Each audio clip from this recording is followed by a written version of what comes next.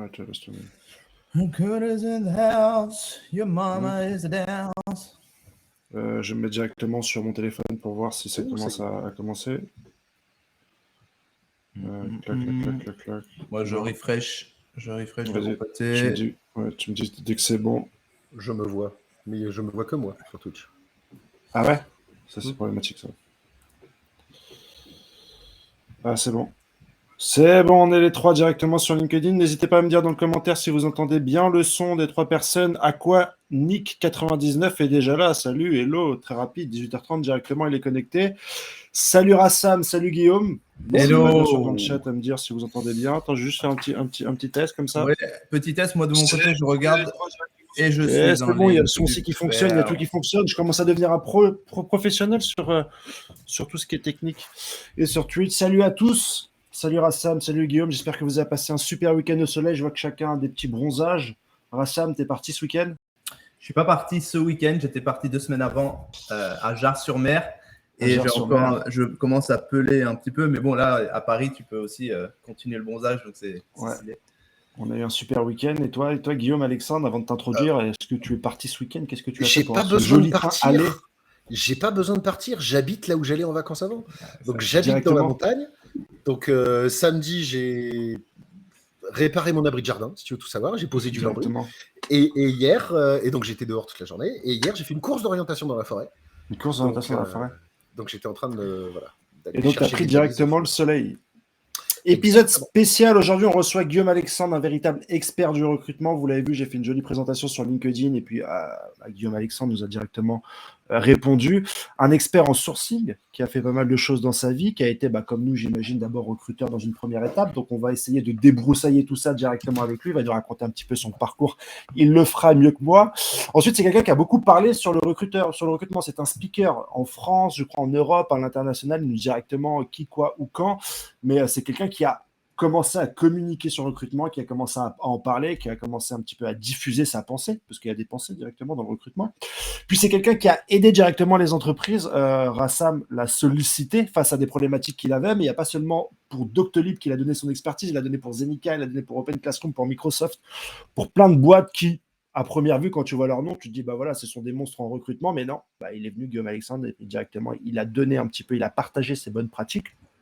Et fort de cette expérience de bonnes pratiques données à des grandes boîtes, il a décidé de directement faire sa formation 516 slides. Donc, on va en parler également pendant ce live de tous ces slides. Et puis, il va nous donner un petit peu ces techniques, etc. Et puis, on finira par une grande annonce qu'il a décidé de nous faire. Avant ça, on parlera aussi un petit peu d'opinion, de grands courants de pensée dans le recrutement. Il y a lui, il y a l'école de recrutement, il y en a très certainement d'autres. On va essayer de voir quand est-ce qu'on est parti d'un trou commun, quelles sont les différences, quels sont les points communs, les différences pour étayer un petit peu le propos.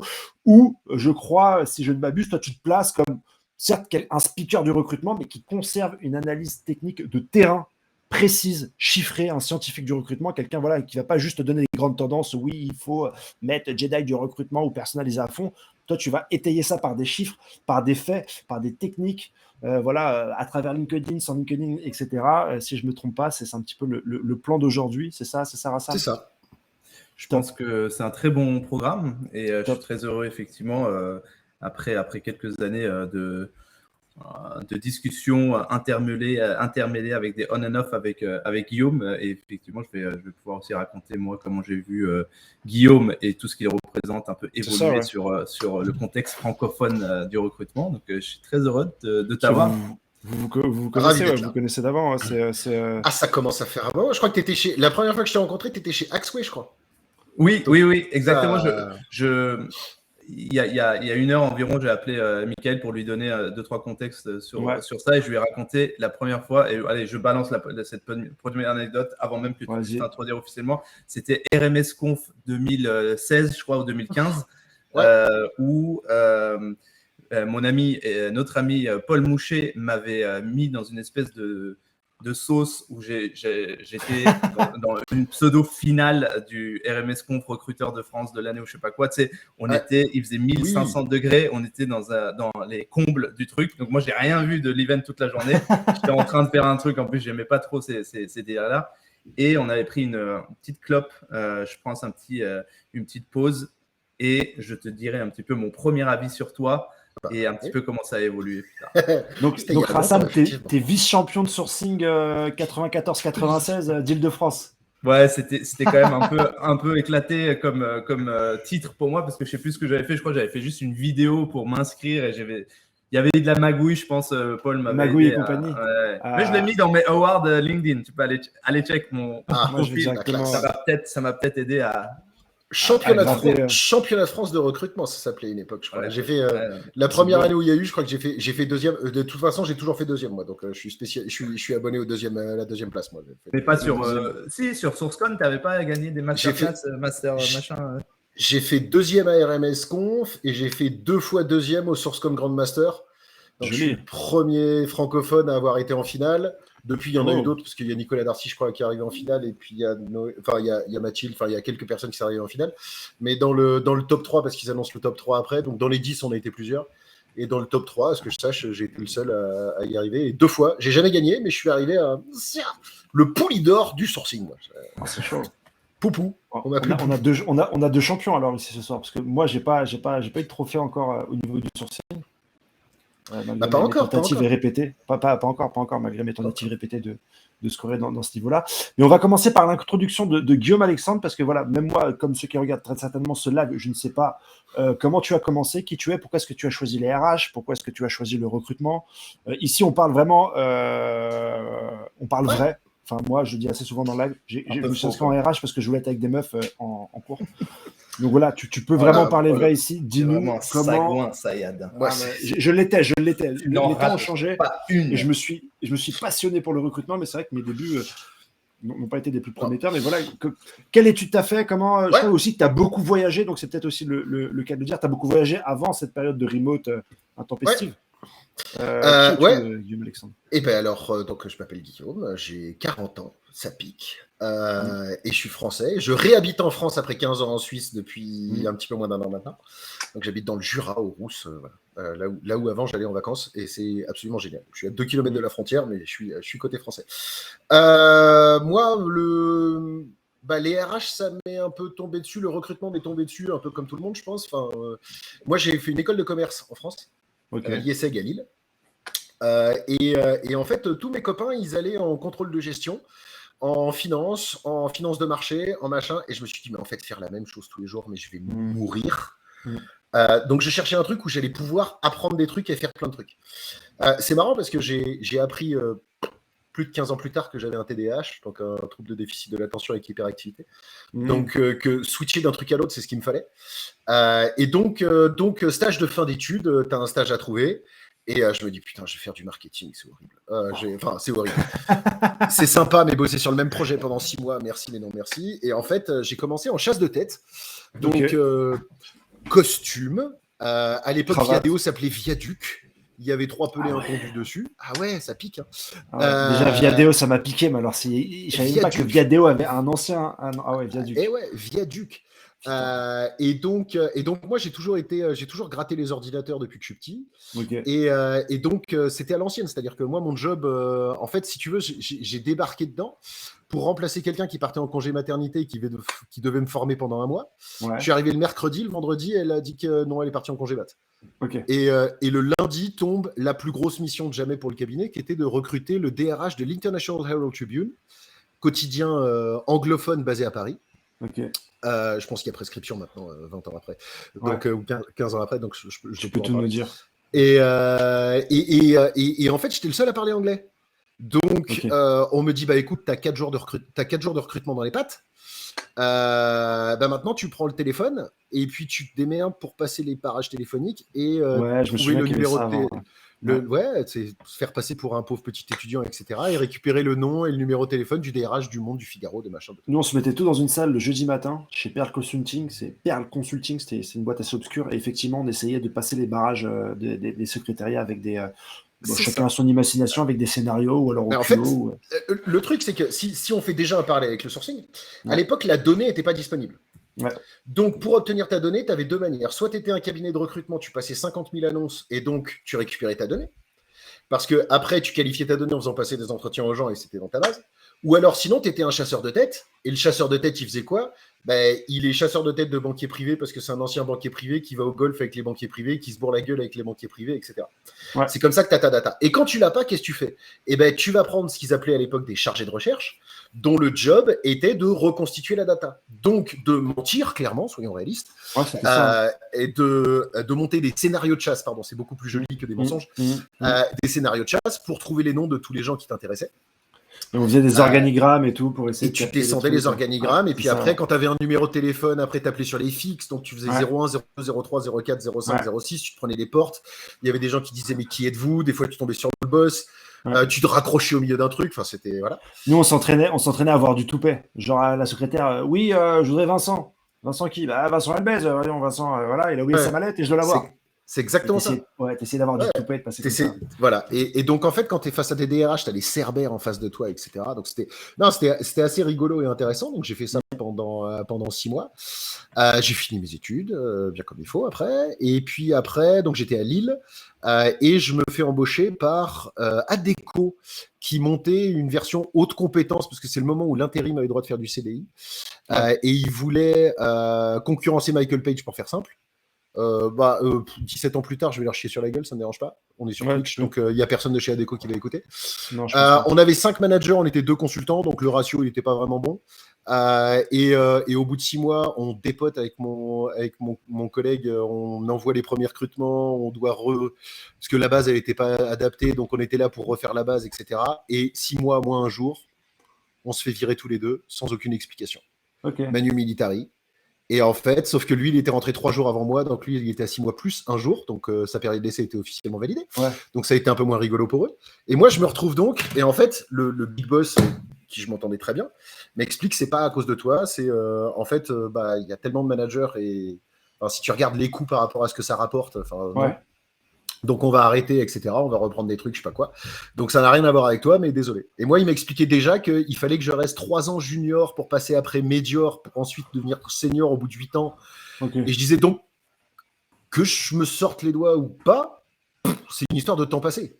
Donc pourquoi en fait? Donc je me suis dit, tu sais quoi, le milieu du recrutement, c'est un milieu de requins. À l'époque, clairement, je réfléchis toujours les leviers de motivation, job, money, location. Je voulais de l'argent parce que j'en avais pas. J'étais jeune étudiant et tout ça.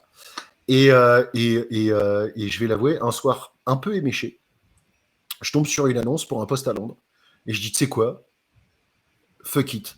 Consultant en recrutement spécialisé en freelance sur SAP à Londres, avec tous les mecs avec des bretelles, etc. Et tout ça. Je dis, allez, je clique. Allez, lendemain matin à 8h, téléphone qui sonne. On veut te voir en entretien. Je passe en entretien et tout ça, ça se passe super bien. Et donc, je rentre dans cette boîte et je fais 1 semaine de formation pour apprendre à recruter des freelances. Donc, vraiment un côté ultra commercial, etc. Et en fait, on m'explique le lundi que non, mais en fait, tu as été le meilleur de la formation. Tu as déjà une expérience en chasse de tête. On a un des 2 big boss de la boîte qui veut monter la section permanent. Et en fait, tu vas la monter avec lui. Et donc, moi, ma réponse était non, en fait, je suis là pour faire du freelance, pas du permanent. Ils ont fait c'est simple. On est à Londres, là. Tu viens de déménager depuis 1 semaine. Soit tu te casses, soit tu fais ça. Je dis, je vais faire ça. Et donc, je me retrouve face à un mec où personne n'avait survécu plus de 3 mois parce que le gars était un vrai psychopathe. Et donc, ça devient mon boss pendant 3 ans et demi. Quelques mois plus tard, pour des raisons perso, je me fais muter sur le bureau de Genève parce que voilà. Mais ces 3 mois, ces 3 ans-là, ça se passe bien. En fait, le mec il gardait que des gens pendant 3 mois, mais toi tu gardes 3 ans et demi, donc c'est un psychopathe, mais t'arrives à tenir la bête. En fait, il faisait que du freelance, il démarre le permanent, et en fait, il me dit débrouille-toi. Et donc, tous les gens qui rentrent, ils tiennent pas parce que la pression, c'était pas humain, clairement. Petit aparté, juste avant de continuer dans cette histoire, juste sur cette période un petit peu. Un peu cash brut, tous les scénarios là pour passer les standardistes et tout, parce que j'ai dans le chat quelques remarques, quelques réactions là-dessus. Nico Galita nous disait que c'était fou cette époque, et il a beau le savoir, mais il se dit à chaque fois, est-ce que ça existait vraiment? C'était vraiment borderline à niveau éthique. Il n'a pas connu ça? Et je pense qu'il l'a connu, mais je sais pas, il nous dira s'il l'a vraiment connu à titre perso.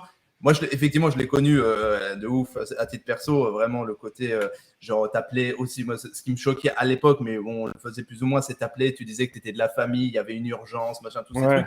Et en fait, ma question, elle est pour ceux qui sont dans le chat ou ceux qui sont peut-être plus jeunes dans le métier. Est-ce que c'est des choses qui existent encore? Parce que j'ai l'impression qu'aujourd'hui, ça passe plus. Tu fais un truc comme ça, tu fais une formation même comme ça. Je pense sur LinkedIn, il y a 1000 posts pour dire, voilà, tu peux pas, par respect, par éthique, par truc.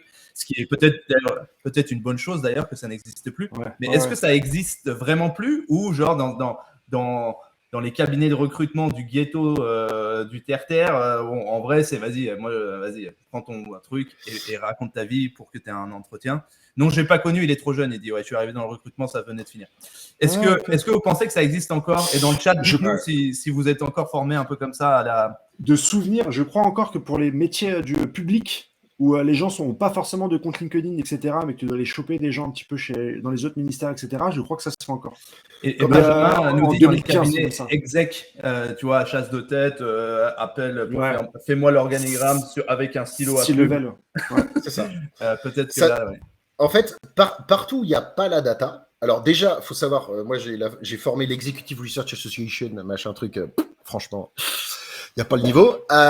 Donc ils continuent à faire comme ils ont toujours fait depuis 35 ans. Et ensuite, non, dans les milieux où il n'y a pas la data, il se passe des trucs super chelous, surtout sur des marchés comme l'Angleterre. Il y a des cabinets de recrutement qui recrutent par exemple que des gars qui sont dans le bâtiment.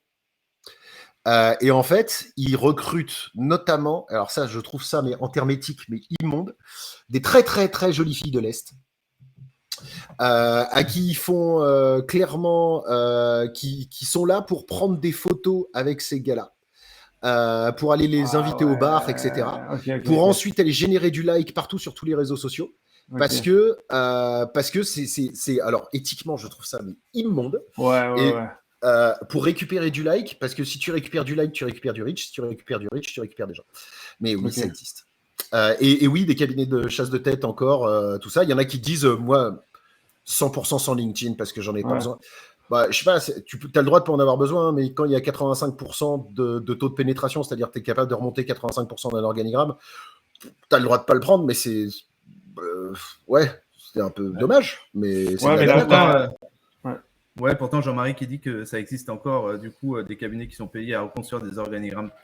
Non, mais c'est après, dans certaines instances, peut-être certains trucs où il n'y a pas la visibilité sur les réseaux sociaux, ça peut avoir un intérêt. Je suis sûr qu'il y a des trucs un peu créatifs, un peu cool et ludiques à faire, mais c'est vrai que le gros du marché des recruteurs, s'ils disent qu'ils ont besoin de leur téléphone et d'un bottin pour faire un mapping d'orga, non, mais aujourd'hui, c'est un peu à la mode de dire que tu chasses en dehors de LinkedIn. C'est genre, tu vas chasser des profils hors marché, il y aura moins de concurrence, et des profils qui seront moins sollicités. Donc, je sais qu'il y a une certaine hype autour de ça. Maintenant, est-ce que véritablement les gens le font? Est-ce que ça marche? Mais ça fait joli, mais tu as 806 millions de profils structurés dans LinkedIn. Tu vois, tu as le droit d'aller en dehors de LinkedIn, mais c'est comme te dire, je vais aller faire de la pêche, c'est Glenn Cassidy qui disait ça, et de dire, ah mais moi je pêche que dans le petit étang à côté de moi, et l'océan Atlantique, j'y touche pas. Tu as le droit, il y en a aussi des poissons, hein. Mais tu vas peut-être t'emmerder un peu, mon gars. On se remet peut-être sur ce qu'on disait. Donc, oui, pardon. Je vous ai un peu coupé, mais c'était juste pour faire une petite parenthèse de cette époque un peu. Et SAP, je pourrais en parler pendant 1000 ans des consultants SAP, FICO, SDMM, FIA. Moi, j'ai fait des trucs rigolos. Moi, j'ai dû trouver sur SAP des directeurs de programme pour aller au fin fond de la Sibérie pour SAP Russie. J'ai trouvé des gars pour aller faire... Parce que moi, quand je suis arrivé à Genève, donc en 2006, j'avais les 5 plus gros centres de compétences d'Europe qui se créaient et 0 population, rien, et une base de freelance qui ne me servait à rien. Donc, il a fallu aller faire du sourcing avant que ça s'appelle du sourcing. Et donc, de là, j'ai même recruté un directeur SAP dans la bande de Gaza pour les Nations Unies. Le gars, il arrive, il m'appelle 3 jours plus tard et il me fait « Guillaume, t'as vu les news ?» Je fais « Non ». Donc, le gars, il était basé à Amman en Jordanie, je sais pas quoi, et il devait aller toutes les semaines, il avait un vol privé pour aller à bande de Gaza, enfin tu sais, avec les limite hélicoptères de l'armée et tout ça. Et en fait, l'armée israélienne avait bombardé 5 écoles ou je sais pas quoi, et il disait ou des centres qu'il avait à gérer. Il fait, comment tu veux que je mette en place SAP, j'ai plus d'ordinateur. On en rigole, c'est compliqué. Mais donc le gars, il y est resté pendant 18 mois, un truc comme ça, parce qu'il a fallu tout remonter. C'était hyper intéressant, c'était hyper rigolo. J'ai recruté des gens dans dans des situations incroyables. C'était vraiment, vraiment fun aussi comme histoire. Et puis, mine de rien, quand t'en chies comme ça, Rassam, t'es passé par là, t'as une cohésion d'équipe qui est dingue. Moi, en plus, j'étais quasiment entouré que de mecs qui faisaient du freelance, donc ils voulaient ma peau parce qu'ils trouvaient que je mangeais à leur atelier et que eux, tout ce qu'ils voulaient, c'était leur marge. Enfin, c'était voilà. Et certains sont encore des potes. Et voilà, donc ça serre les liens en tout cas. Tu vois, on est allés à la guerre ensemble. Donc j'avance un peu. Je finis là. 2009, ça fait 5 fois qu'on vire mon boss au-dessus de moi, que je fais le job par intérim de gérer les équipes, etc. Et au bout d'un moment, je dis, je peux être le chef. Parce que, en fait, je le fais, quoi. Donc, et on me dit, non, toi, tu billes trop. Dans ces trucs-là, c'est plus tu factures. Putain. Non, t'es le top biller, donc tu dois rester à biller. J'ai dit, bon, bah, dans ce cas-là, je m'en vais. Je vais voler de mes propres ailes. Et il y avait strictement nulle part où j'avais envie d'aller en Suisse romande, parce que je voulais rester à Genève. Donc, je passe par un cabinet horrible où je savais très bien que j'allais pas rester, mais où j'avais juste besoin de sous pour monter le mien. Et donc, début de février 2011, je monte Gate Solutions, qui veut dire Guillaume Alexandre Talent and Executive Search au départ. D'abord en cabinet de recrutement classique, tu vois, mais classique, mais très vite bougé. C'est-à-dire avec une section SAP, une section horlogerie, une section machin. On est monté jusqu'à 10-12 personnes, un truc comme ça. Et très vite, on a dit, en fait, on n'aura pas de base de données. On va pas faire comme les autres, de juste passer des annonces et de voir ce qui tombe. On va aller chercher les gens. Et là, en 2013, il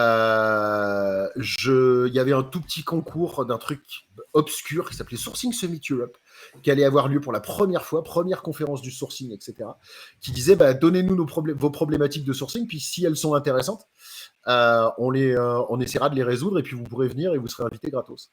C'était déjà à l'époque avec les mêmes orgas, Phil, tout ça, Phil. C'était Phil qui organisait, et la personne qui a répondu à ma question, c'était Rina Shamaeva, figure-toi. Ah oui. Et donc je me retrouve à Amsterdam. Donc maintenant c'est cool d'aller à Amsterdam. Hein. Pour ceux qui ne savent pas, c'est qui Irina Shamaeva Irina Shamaeva, c'est une Russe qui habite en Californie, qui a plus de 60 ans maintenant, qui est techniquement incroyable sur la façon dont fonctionne Google, etc. Qui est alors socialement assez spécial, on va dire, clairement, mais adorable, hyper sympa, à partir du moment où tu catches avec elle. C'est-à-dire que, voilà, quand on parle technique, elle a un niveau technique incroyable en sourcing, et c'est une des pionnières. Donc, si tu veux, l'organigramme pour moi du sourcing, tu as Glenn Cassie en haut, qui avait monté Boolean Black Belt, qui était un blog, et qui a écrit beaucoup dans ces années-là, et qui a un peu posé les bases et les pierres de ce que c'était réellement. Qui écrit plus malheureusement, des gens comme Irina Shamaeva, et venait de sortir un gars qui s'appelle Balázs Paroksai, qui est toujours là, qui était un gars en Hongrie, qui travaillait chez Randstad et qui montait les équipes de sourcing de Randstad. Et le mec arrive en 2013 et il explique voilà comment fonctionne le graph search de Facebook, c'est-à-dire comment tu trouves du monde sur Facebook. Et là, j'ai entendu littéralement, même si les conférences maintenant de sourcing c'est cool et il y a 500 personnes et c'est sympa, etc., on était 40 chelous dans une salle de chez Randstad à Amsterdam. Hein. Ça n'avait rien à voir avec ce que c'est. Hein. Le buffet, c'était pas le même. Hein. Clairement pas. Et c'était pas la fête, etc. C'était que des gens un peu bizarres qui sont devenus tous mes potes. Mes potes étaient super cool. Mais, et j'entends littéralement, 40 mâchoires qui tombent sur la table en se disant putain, il y a 800 millions de profils là. Et tu avais toutes les informations qui étaient directement là. Et tu tapais le truc et tu pouvais savoir qui était localisé, où il faisait ça. Et tu avais des listes et des listes et des listes de... Et sur Facebook. C'était ouf. Ouais, sur Facebook. Et petite parenthèse, je le dis maintenant comme ça, si jamais ça intéresse des gens de poser des questions ou de gratouiller ce sujet après, ça m'intéresse. C'est on fait une petite picture, on parlait d'Irina et le fait qu'elles sont un peu cheloues, etc. Ces slides sont dégueulasses. Moi, personnellement, imbitable parce que la meuf fait pas d'effort du tout. Et en fait, ça m'a fait penser un truc. C'est là, tu disais, c'était pas très cool à l'époque, c'était même un peu awkward, un peu geeky et tout. Ouais. Comment ça, aujourd'hui, ça a quand même pas mal évolué. On en a parlé en off il y a peu de temps. C'est aujourd'hui les copywriters, les influenceurs, entre guillemets, de LinkedIn et un peu le marketing, comment on adopte le growth hacking ou les sales au recrutement, parlent beaucoup de ces tips-là, etc. Là où, effectivement, ces grands noms-là qu'on a cités un petit peu, se sont mis un petit peu plus dans l'ombre finalement parce que tellement le côté visibilité, marketing de ce que tu fais a pris le dessus, je trouve, même s'il y a beaucoup de fonds encore, hein, mais bon, on pourra en parler un peu plus tard parce que c'est... si tu veux, on vient vite dessus. Moi, j'ai fait la toute première, je pense, la première conférence sur le gros hacking en 2015 à Sourcing Summit. La première fois que j'avais parlé à Sourcing Summit, c'était là-dessus. J'ai passé 6 mois à regarder ce que c'était que le growth hacking, parce que j'adore aller explorer des trucs qui n'ont rien à voir avec notre métier pour reprendre ces techniques-là. Donc, on était vraiment au balbutiement. Il y avait des hacks de partout. C'était génial. En fait, l'évolution, elle est claire. Le sourcing, c'est de l'approche directe. Okay, c'est d'aller identifier, contacter et engager. Okay, évidemment, toutes les techniques que tu vas voir de growth hacking dans un but ou de copywriting, c'est pour attirer plus. Donc, c'est de l'inbound. Okay, c'est faire venir à toi. Donc, c'est deux pratiques qui peuvent fonctionner ensemble, mais en fait, l'inbound par growth hacking, donc poster avec du copywriting, va forcément être extrêmement visible parce qu'il y a toute une analyse de comment fonctionnent les algorithmes pour arriver devant tes yeux. Donc, tu le vois. Ok. Est-ce que ça remplit des postes? Vraiment? Moi, j'ai encore jamais rencontré. Je l'ai fait plein de fois et tout ça. La meilleure manière que j'ai eue pour recruter des développeurs .NET, c'est faire en sorte que les recruteurs de mon réseau like mes posts pour que eux qui sont liés avec des .NET, ils arrivent vers moi. Tu vois ce que je veux dire? Mais si tu es sur des posts, en général, allez, 99,9% des recruteurs, quand ils disent « je cherche un machin », ils ont 0 like, 1 like, 2 likes, 3 likes, 5 likes, 10 likes, et il n'y a rien qui se passe, ils n'ont pas de candidat derrière. Par contre, quand tu fais un sondage LinkedIn en disant est-ce que le bleu c'est mieux que le rose? Moi je vote bleu, moi je vote rose. Ça va faire du clic. Est-ce que ça rapporte du candidat? Ok. En fait, que ça rapporte du client quand tu as quelque chose à vendre, c'est clair. Moi, ça fait 9 ans, 10 ans que je n'ai pas passé un coup de fil de sales. Ok. J'ai que de l'inbound qui rentre par ça. Fine. Sur la partie trouver du business, ça marche de fou. Ok. Parce que tu as une réputation, une influence, un machin, un truc comme ça, et les gens pensent à toi. Quand on parle de trouver un candidat à un moment donné qui doit venir vers toi, c'est pas les mêmes techniques. Alors, juste, ça me fait penser à plusieurs choses intéressantes. Je finis avec ça, Michael, après je te laisse parler. En gros, c'est peut-être aussi des questions de temporalité. C'est qu'à l'époque et aujourd'hui, le fait de parler de ça, de la côté, entre guillemets, marque employeur, marque métier, etc., différent de l'époque. Donc, l'inbound, de créer du recrutement à travers l'inbound, la cooptation, des réseaux, des campagnes un peu ad, etc., n'existait pas forcément là où il y avait du sourcing, il fallait absolument envoyer des messages, etc. Il y a la réalité des postes de niche versus des postes, toi tu me parles souvent, j'avais entendu des trucs des hydroélectriciens, des trucs que moi j'ai jamais fait, donc effectivement là tu vas pas faire un média pour eux, mais là où effectivement, tu fais ton poste, ouais, je cherche un truc pourri. Oui, ok, tu n'as pas trop d'attractivité sur ce genre de truc, mais si tu crées du média en tant qu'employeur, tu vois, je pense à ça, moi, tu vois, on a créé Tech Life avec Doctolib. Oui, on a rempli des postes beaucoup sans devoir sourcer. Tu sais que Doctotech Life, c'est un truc que je prends énormément en exemple. En fait, faut pas confondre stratégie d'attraction et sourcing. Ta stratégie d'attraction, elle est composée de tout ton inbound, et quand l'inbound ne marche pas, tu as l'outbound. Okay, et en fait, ton objectif, c'est de maximiser ton inbound et de n'avoir à faire que le minimum, voire zéro de sourcing. Parce que si tu as suffisamment de bons candidats qui rentrent, c'est parfait. Et en fait, là où, avec du talent nurturing, parce que Doctotech Live, c'est du talent nurturing au final, là où vous avez tout compris, c'est que, en fait, les gens, ils se placent pour moi. Je vous fais un extrait de la formation. Il se place pour moi sur un angle très simple. Est-ce que j'ai un intérêt pour la société et est-ce que j'ai un intérêt pour un nouveau job? Parce que si je suis intéressé par aller bosser chez Doctolib maintenant, c'est pas très compliqué d'aller sur le site et d'aller postuler. Je suis un candidat, je suis tout en haut. Ok? Et en fait, le sourcing, c'est quoi? Tu vois, quelqu'un sur un job board, gros intérêt pour un job, ok? Mais pas connaissance de la société. Donc c'est pour ça que tu n'as qu'à les appeler et hop, tu les remontes et ça devient des candidats. Le sourcing, c'est quoi? Si tu vas voir des gens, tu n'as aucune idée s'ils sont intéressés et tu n'as aucune idée s'ils sont intéressés par ta boîte et s'ils cherchent un job maintenant. Okay, donc, tu es au pire et tu es censé les remonter tout en haut. Et il y a un truc qui est clair. Tu pourras leur monter leur intérêt pour ta boîte, qui disent la boîte, c'est bien. Par contre, tu ne pourras jamais gérer est-ce que c'est le bon moment pour eux. Le seul moyen de faire ça, c'est que, en fait, quand tu les as eus, tu vois, le nombre de gars qui t'ont déjà répondu « Ah bah oui, mais moi j'ai envie de me barrer de ma boîte, mais tu vois, avec ma copine, avec mon copain, on veut acheter un appart et si je change de boulot, mon banquier ne va pas m'adresser la parole. » Enfin, tu vois, tous ces trucs-là. Enfin, tous les trucs, j'ai pas envie de partir maintenant, je suis au milieu d'un projet, tout ça, tu peux pas gérer le temps. Par contre, tu peux, à partir du moment où tu as remonté leur intérêt pour ta boîte, passer au-dessus d'une barre que j'appelle la barre de nurturing, où tu vas garder tous tes anciens candidats, tous les gens qui sont dans ton ATS, tous les gens que tu as sourcés, etc. Et tu leur envoies du contenu régulier pour qu'ils se souviennent de toi, pour qu'ils reviennent vers toi, pour également capitaliser. Là où vous avez capitalisé, c'est quoi? C'est que vous avez appelé pendant des années des mecs à Lyon pour les faire monter à Paris et qui vous ont dit t'es gentil, mais je veux pas aller à Paris. Et que, en fait, c'était impossible de savoir que le gars ou la fille, ils avaient mamie qui habitait à Nantes. Et qu'à la seconde où vous avez dit on va à Nantes, ils ont dit ah mais là ça m'intéresse. Et comme ils ont pris la Doctotech Life, ils sont toujours en lien, ils ont un lien tout le temps avec vous. Et en fait, vu qu'à la fin il y a les postes, quand ça les intéresse, ils y vont. Le nurturing, c'est l'avenir du recrutement. C'est quoi la Doctotech Life pour ceux qui ne connaissent pas? Alors, Doctotech Life, en vrai, c'est marrant. Rapproche-toi du micro. Pardon, j'avais pas mis ce t-shirt depuis 2 ans ou 3 ans. C'est avec Tris à l'époque qu'on avait lancé ce concept. En fait, ou juste avant, j'avais créé ce concept. En fait, je voulais faire un truc sur, tu vois, Tug Life. C'est pour ça que le moins et tout là. Ouais, je le laisse. Et je voulais faire un truc, mais en fait, à l'époque, il n'y avait pas la communauté de recruteurs qu'il y a aujourd'hui. Aujourd'hui, je le ferais sur Tug Life. Genre, je trouverais des parallèles de comment t'es un Tug si t'es un recruteur. Genre, je mets pas ma scorecard à jour. Tug Life.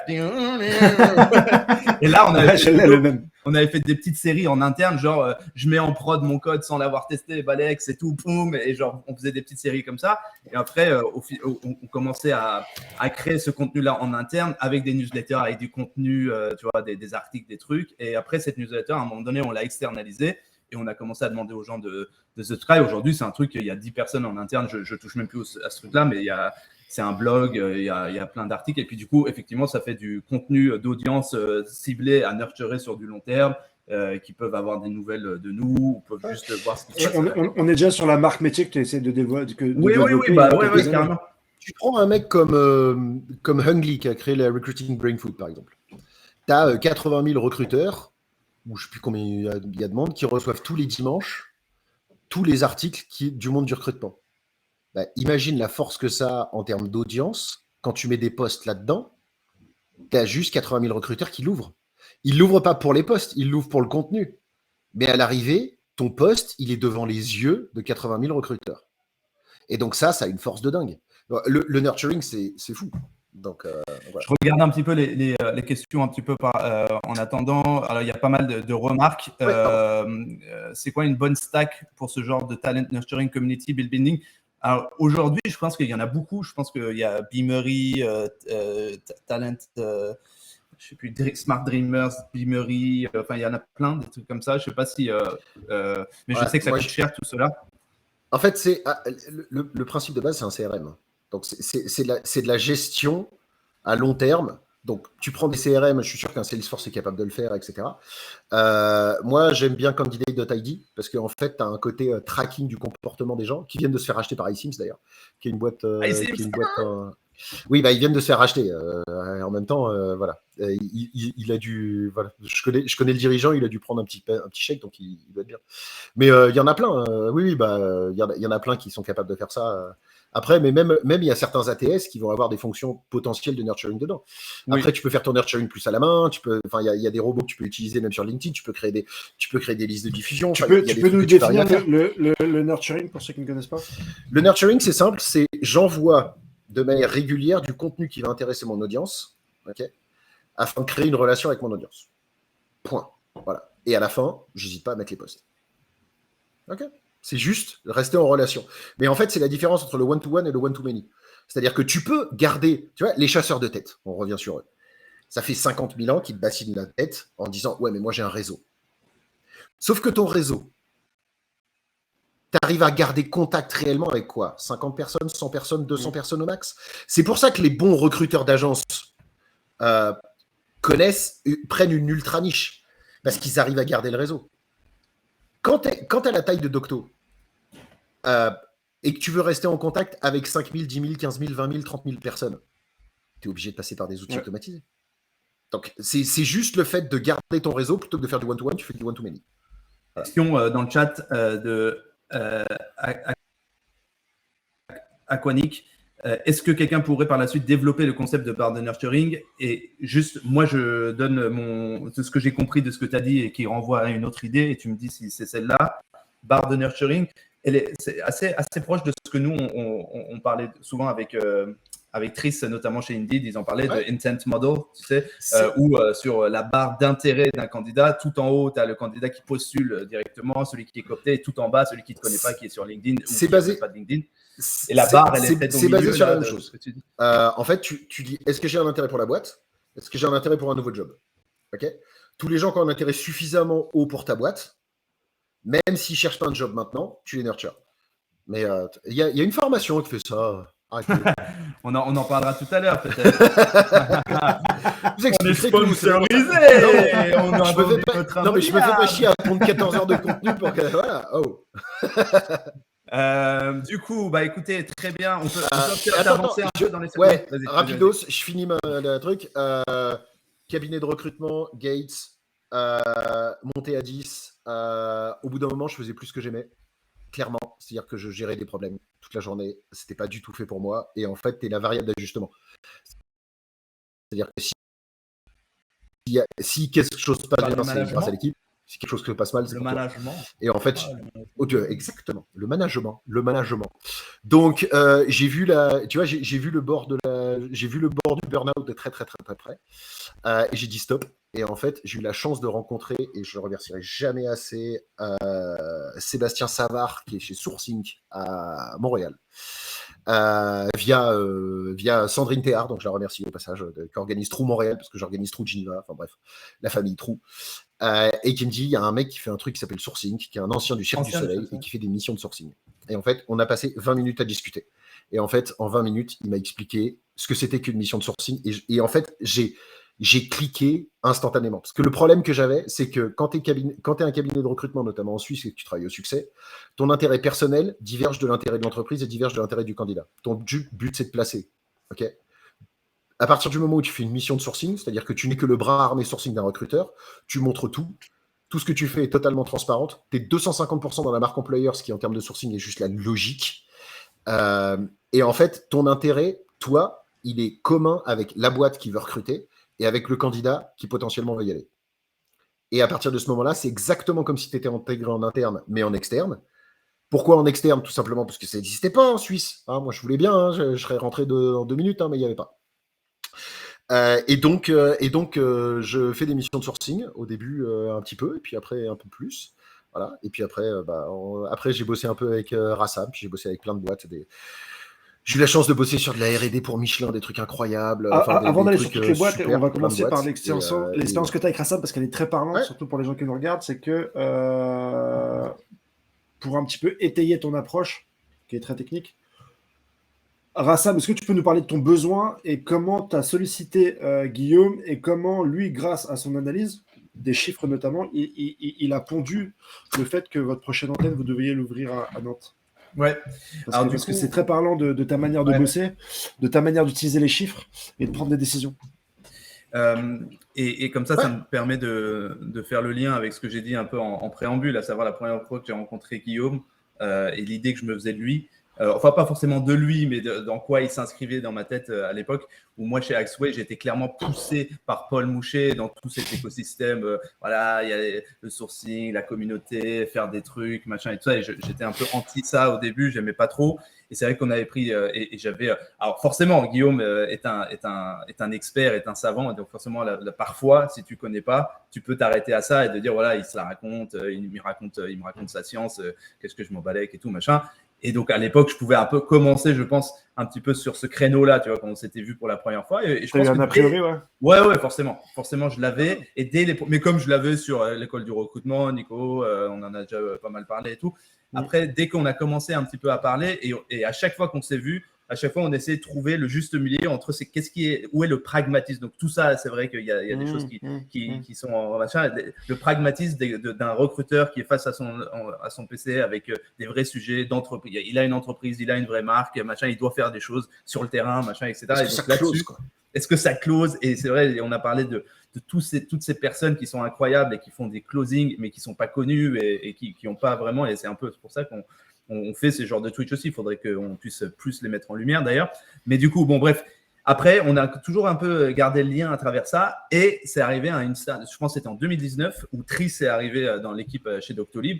il arrivait, lui, avec tout cette. Et d'ailleurs, il m'a plusieurs fois dit que tu étais un de ses mentors à ce niveau-là sur on va dire, le sourcing stratégique, on va appeler ça. C'est-à-dire, alors je sais que toi, tu aimes bien parler de la définition du sourcing comme sourcing et pas de l'inbound sourcing, mais tu vois, en tout cas, à l'époque, on arrivait quand même sur ce truc où il y a du sourcing stratégique. Il ne faut pas forcément une armée de sourceurs, mais déjà, il faut que les recruteurs 360 comprennent la complexité de comprendre les intents de leur source. Un candidat sourcé, c'est pas la même qu'un candidat coopté, c'est pas la même qu'un candidat qui veut postuler. Et du coup, toutes ces choses-là, il faut les adapter.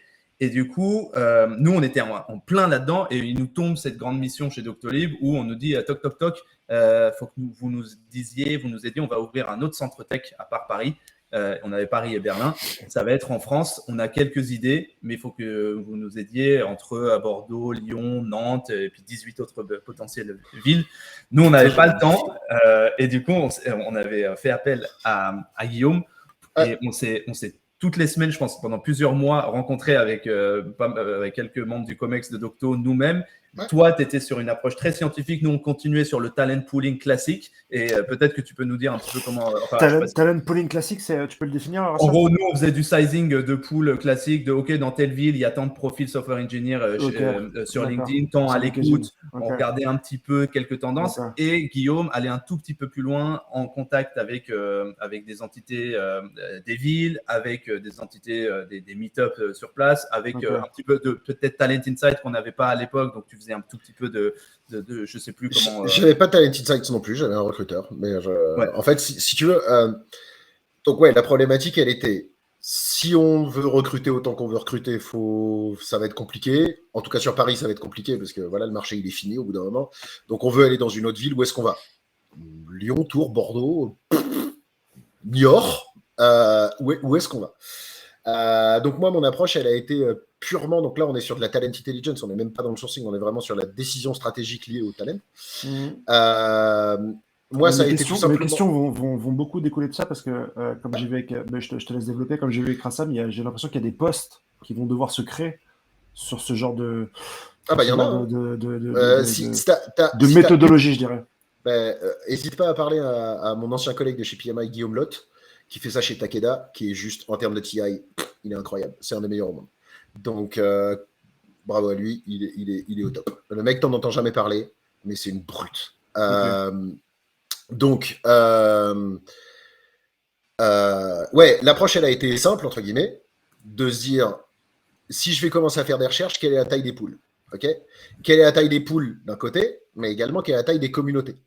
Parce que si tu regardes, si tu prends tous les meet-up qui existent, tous les trucs, en fait, où ces gens-là, moi j'ai un gros truc de comportemental. Si tu as une communauté, elle parle. Tu vois, surtout une communauté tech. Et donc, tu t'aperçois par exemple qu'à Toulouse, oui, tu as des techs. Mais tu as des techs sur certaines technologies, notamment de l'embarqué, etc. Parce que tu as des gros Airbus, tu as des grosses choses comme ça, qui font que sur les technologies web qu'ils peuvent avoir, tu vas avoir moins de potentiel. Voilà. Après, tu t'aperçois de choses, et là où tu es obligé d'aller discuter, parce que la data, par définition, elle te ment. Et c'est hyper intéressant. C'est de se dire que si tu vas à Bordeaux, tu vois qu'il y a une communauté. Statistiquement, il y a une communauté. Mais tu t'aperçois que cette communauté, elle a bougé vers 4 ou 5 acteurs ex-parisiens de la Tech Nation, etc., qui ont tous bougé. Ils sont tous allés piller ces discounts, ils ont tous pillé toutes les ESN, etc. Et en fait, tu t'aperçois que quand tu discutes avec les gens, c'est pour ça qu'il y avait aussi une couche de discuter avec les gens, tu t'aperçois qu'il y a une vraie problématique de se dire, mais en fait, les gens qui devaient bouger ont déjà bougé. Il n'y a plus de trucs parce qu'en fait, le marché est tellement harcelé, parce qu'il y a tellement de demandes. Tu peux arriver à un endroit et il y a ça de talent, mais il y a ça de demande. OK ? Et en fait, en analysant un peu partout, la réponse, c'était… il restait Lyon et Nantes à la fin. En disant Nantes, il y a une vraie belle communauté, parce que c'est vrai que Nantes, ça fait longtemps, soudée, de gens qui sont plutôt seniors, tu vois, parce que tu regardes les seniorités, etc., qui ont tendance à être posés là. Tu vois ce que je veux dire? Ils ne vont pas bouger de cet endroit-là. Lyon, il y a aussi une grosse communauté parce qu'il n'y a pas beaucoup de concurrence. D'accord? Par contre, il y a une communauté, mais non structurée. Tu vois ce que je veux dire? C'est-à-dire, c'est à toi de la structurer. Si tu arrives et que tu es gros comme Doctolib, c'est à toi de la structurer. Donc, quel est le choix que tu fais? Il restera une place à Nantes. C'est-à-dire que si jamais il y a 5 licornes qui débarquent à Nantes, vous allez vous tirer dans les pattes et ça va être le bazar. Il y a plus de réserves côté Lyon. Tu vois, et en fait, ça, tu l'obtiens et par la data, en analysant les postes ouverts, en discutant avec les gens, en discutant avec les agences d'attractivité aussi qui t'expliquent à quel point c'est génial et que tu as un aéroport à côté, etc. Tu étais en contact avec tous les mairies et les chambres de commerce des villes. J'ai fait toutes les chambres de commerce, etc. Et ouais, donc et en fait, tu t'aperçois que tu vas confronter ta data, et en fait, quand tu arrives avec de la donnée envers les gens, ils discutent avec toi. Parce qu'en fait, ils te prennent pas pour un... Parce que tu dis, OK, là, j'ai ça, et c'est quoi ton expérience? C'est-à-dire, tu vas confronter de la donnée avec des gens. Et là, les discussions deviennent intéressantes. Parce que les gens disent, ah ouais, effectivement, mais en fait, t'as pas vu ça parce que moi, je connais le marché. Parce qu'il y a toujours des trends qui sont cachés. Donc, c'était assez rigolo à faire comme mission. Même si ça sort du pure sourcing, c'était assez rigolo à faire. Donc, ouais, pour arriver à le faire, il faut être capable de scraper de la donnée, récupérer, taper un peu de l'Excel quand même dedans, pour arriver à te sortir quelques graphiques et aller gratter à droite et à gauche, quoi. Et discuter avec des gens. Cette approche-là que tu as, moi, ça me fait rebondir sur une autre question directement, c'est que je crois qu'il y a un poste comme ça chez Doctolib, mais également chez Conto, et j'en parlais avec récemment off, où, avant d'aller sourcer directement et bêtement sur un profil, il avait un poste de TI Intelligence, où on va se renseigner un petit peu sur le poste, on va se renseigner, voilà, combien est-ce qu'il y a de postes qui existent sur le marché, on va se renseigner combien est-ce qu'il y a des gens sont ouverts à ce genre de postes, etc. Surtout qu'aujourd'hui, on est sur tellement de nouveaux métiers que finalement, il faut peut-être quelqu'un avec un peu de légitimité dans l'entreprise pour dire attends, mais si tu cherches ce métier-là avec 5 ans d'expérience, ça n'existe pas, parce qu'il y a 5 ans, on n'appelait pas les gens comme ça. Donc, il y a ces nouveaux postes qui se créent. Comment est-ce que tu vois ça? Entre ces nouveaux postes d'intelligence, mais aussi la séparation, je te donne le tout comme ça, après tu développes. Ouais. Coordinateur, recruteur, sourceur, je ne sais pas si tu connais un peu ce triptyque. Oui, alors. En gros, on fait plus de 360. Le TI, donc le Talent Intelligence, il découle des compétences de sourcing parce que c'est la capacité d'analyser de la donnée en masse. En Talent Intelligence, tu vas rester sur une vue d'ensemble pour comprendre des problématiques de marché. Donc, tu vas pouvoir dire soit tu veux ABCD, ok, tu as 2 postes, tu fais quelqu'un qui fait ça et un qui fait ça, ou tu en fais un qui fait 3 et l'autre qui fait 2. Qu'est-ce que tu fais? C'est-à-dire, qu'est-ce qui existe? Donc, tu vas te confronter au marché. Tu peux te dire, j'ai une nouvelle usine à monter, où est-ce que je vais la monter? Okay, ça, encore une fois, il y a Guillaume Lotte, c'est son truc, il est 1000 fois meilleur que moi là-dessus. Il a des compétences parce que tu as des outils qui vont avec, tu as tout ça, qui sont capables d'agréger de la data, qui sont hyper intéressants. Tu le connais, toi, Guillaume Lotte? Ouais, faut qu'on l'invite. Hein. Oui, je connais à travers surtout. C'est vrai que c'est pas quelqu'un qui s'exprime autant que d'autres, mais oui, je vois de noms. Et... Okay. Guillaume Lotte, quand moi je suis parti... J'ai mis son lien dans le chat un peu plus haut pour ceux qui... Okay. Quand je suis passé chez Philippe Maurice, donc à Lausanne, c'est là où il est arrivé en Suisse, et on a monté le sourcing à 2 chez Philippe Maurice, donc pour 80 000 personnes. On a bien carburé. Et après, il est parti pour 80 000 euros. Ah, donc... La modique somme de 80 000 euros. Beaucoup plus. Mais surtout sur 18 mois, ça aurait pas. Non, c'est vraiment un super fort là-dessus. Ensuite, sur le triptyque, sur le triptyque sourceur recruteur, pour moi, en tout cas sur le coordinateur, je l'ai pas. Tu vois ce que je veux dire? Je l'ai jamais eu réellement. J'ai eu des gens. Après, entre les boîtes, ce que tu appelles coordinateur, ça peut être différent. Coordinateur, moi j'avais des gens qui pouvaient organiser les entretiens, mais au dehors de ça, en fait, j'ai jamais travaillé avec un. C'est comme les assistantes. Tu vois, j'ai recruté des PA, des personal assistants de CEO. C'est pas une assistante. Je dis une parce qu'il y a beaucoup de femmes. Ouais.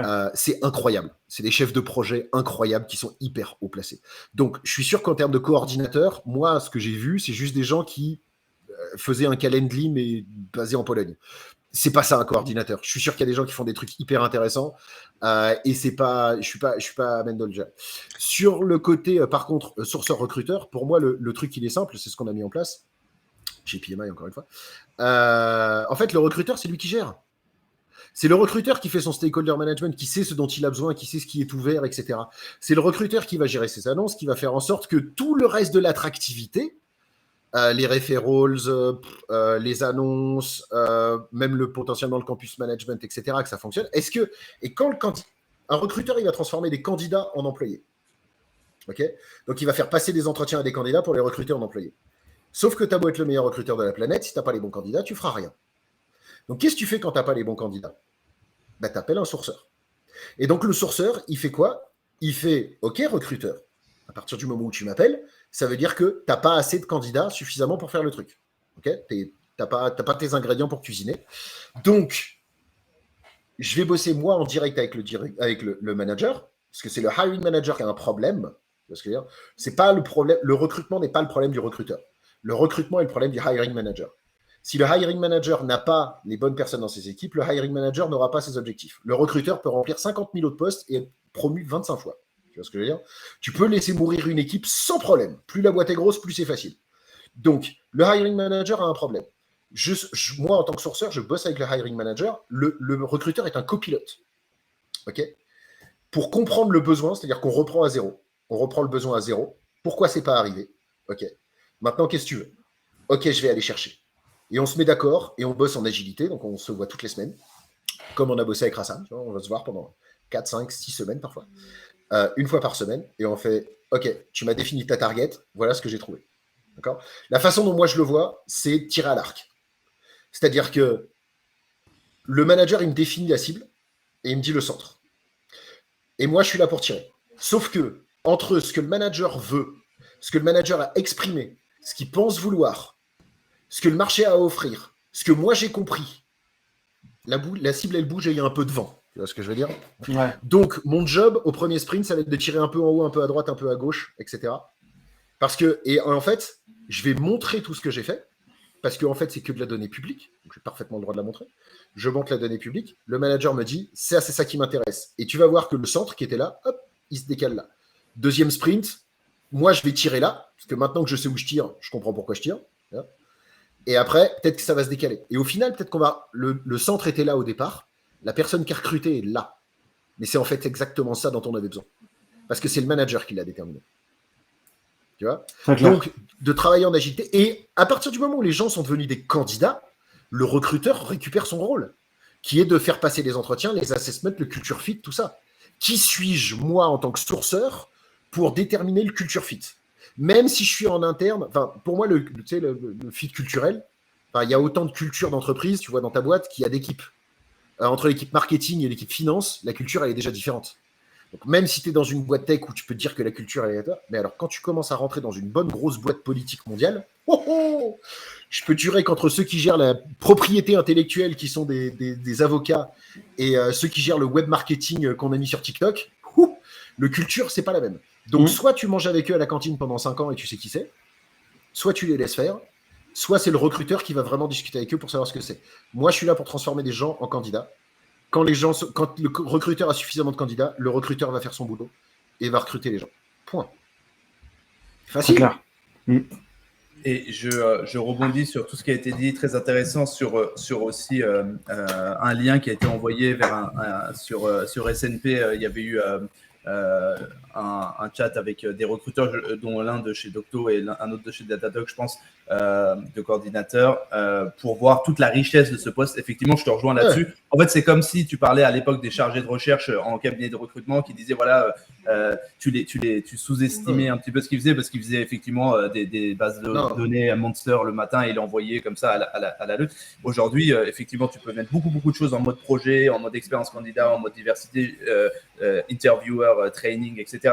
Je te donne un exemple parce que pour moi, quand on me l'a présenté récemment, l'équipe a bossé sur pas mal de projets, est revenue vers nous et elle nous a dit, bah voilà, nous maintenant on est capable de, quand vous allez lancer, vous les recruteurs, vous allez voir votre hiring manager, vous allez lancer un nouveau poste, il va vous dire, bah voilà, sur ce poste, au moment de dire, ok, c'est quoi le process? Bah, le process, ça va être de faire un premier step avec moi, ensuite un tel va le voir, ensuite on lui envoie le case study, ensuite ça. Moi, à ce moment-là, le coordinateur va faire ce qu'on appelle du interview design, et donc de pouvoir dire, ok, si tu veux, tu prends ce truc-là. Pour info, statistiquement, dans les 6 ou 18 derniers mois, quand on a pris ce modèle-là, il y a eu un drop rate de temps à ce moment-là. Donc, nous, on te propose plutôt de faire, on kill le premier truc, le case, on le fait plutôt comme ça, parce que regarde, là, la data nous dit que non. Et donc, ça, c'est juste incroyable. La capacité à adapter un process, ça, c'est génial. Tu vois ce que je veux dire? Encore une fois, moi, je te dis, je ne peux pas parler des coordinateurs, parce que les coordinateurs avec qui, moi, j'ai eu l'occasion de travailler, c'est pas des on peut pas les réduire au terme coordinateur, si tu veux. En fait, je pense que le rôle, quand tu as la chance de t'exprimer comme chez Doctolib ou Datadog ou à différents endroits, etc., où justement on te laisse de la liberté, tu vois. Cotton Square. Au Cotton Square, voilà. Tu vois à quel point ça peut prendre vraiment une envergure stratégique. Comme les RecOps, par exemple, à certains endroits, mais il y en a encore très très peu, et ces trucs-là. C'est génial. Mais ça veut dire que c'est des boîtes déjà qui ont compris que le recrutement, c'était pas la dernière roue du carrosse, qui n'est pas la majorité du marché.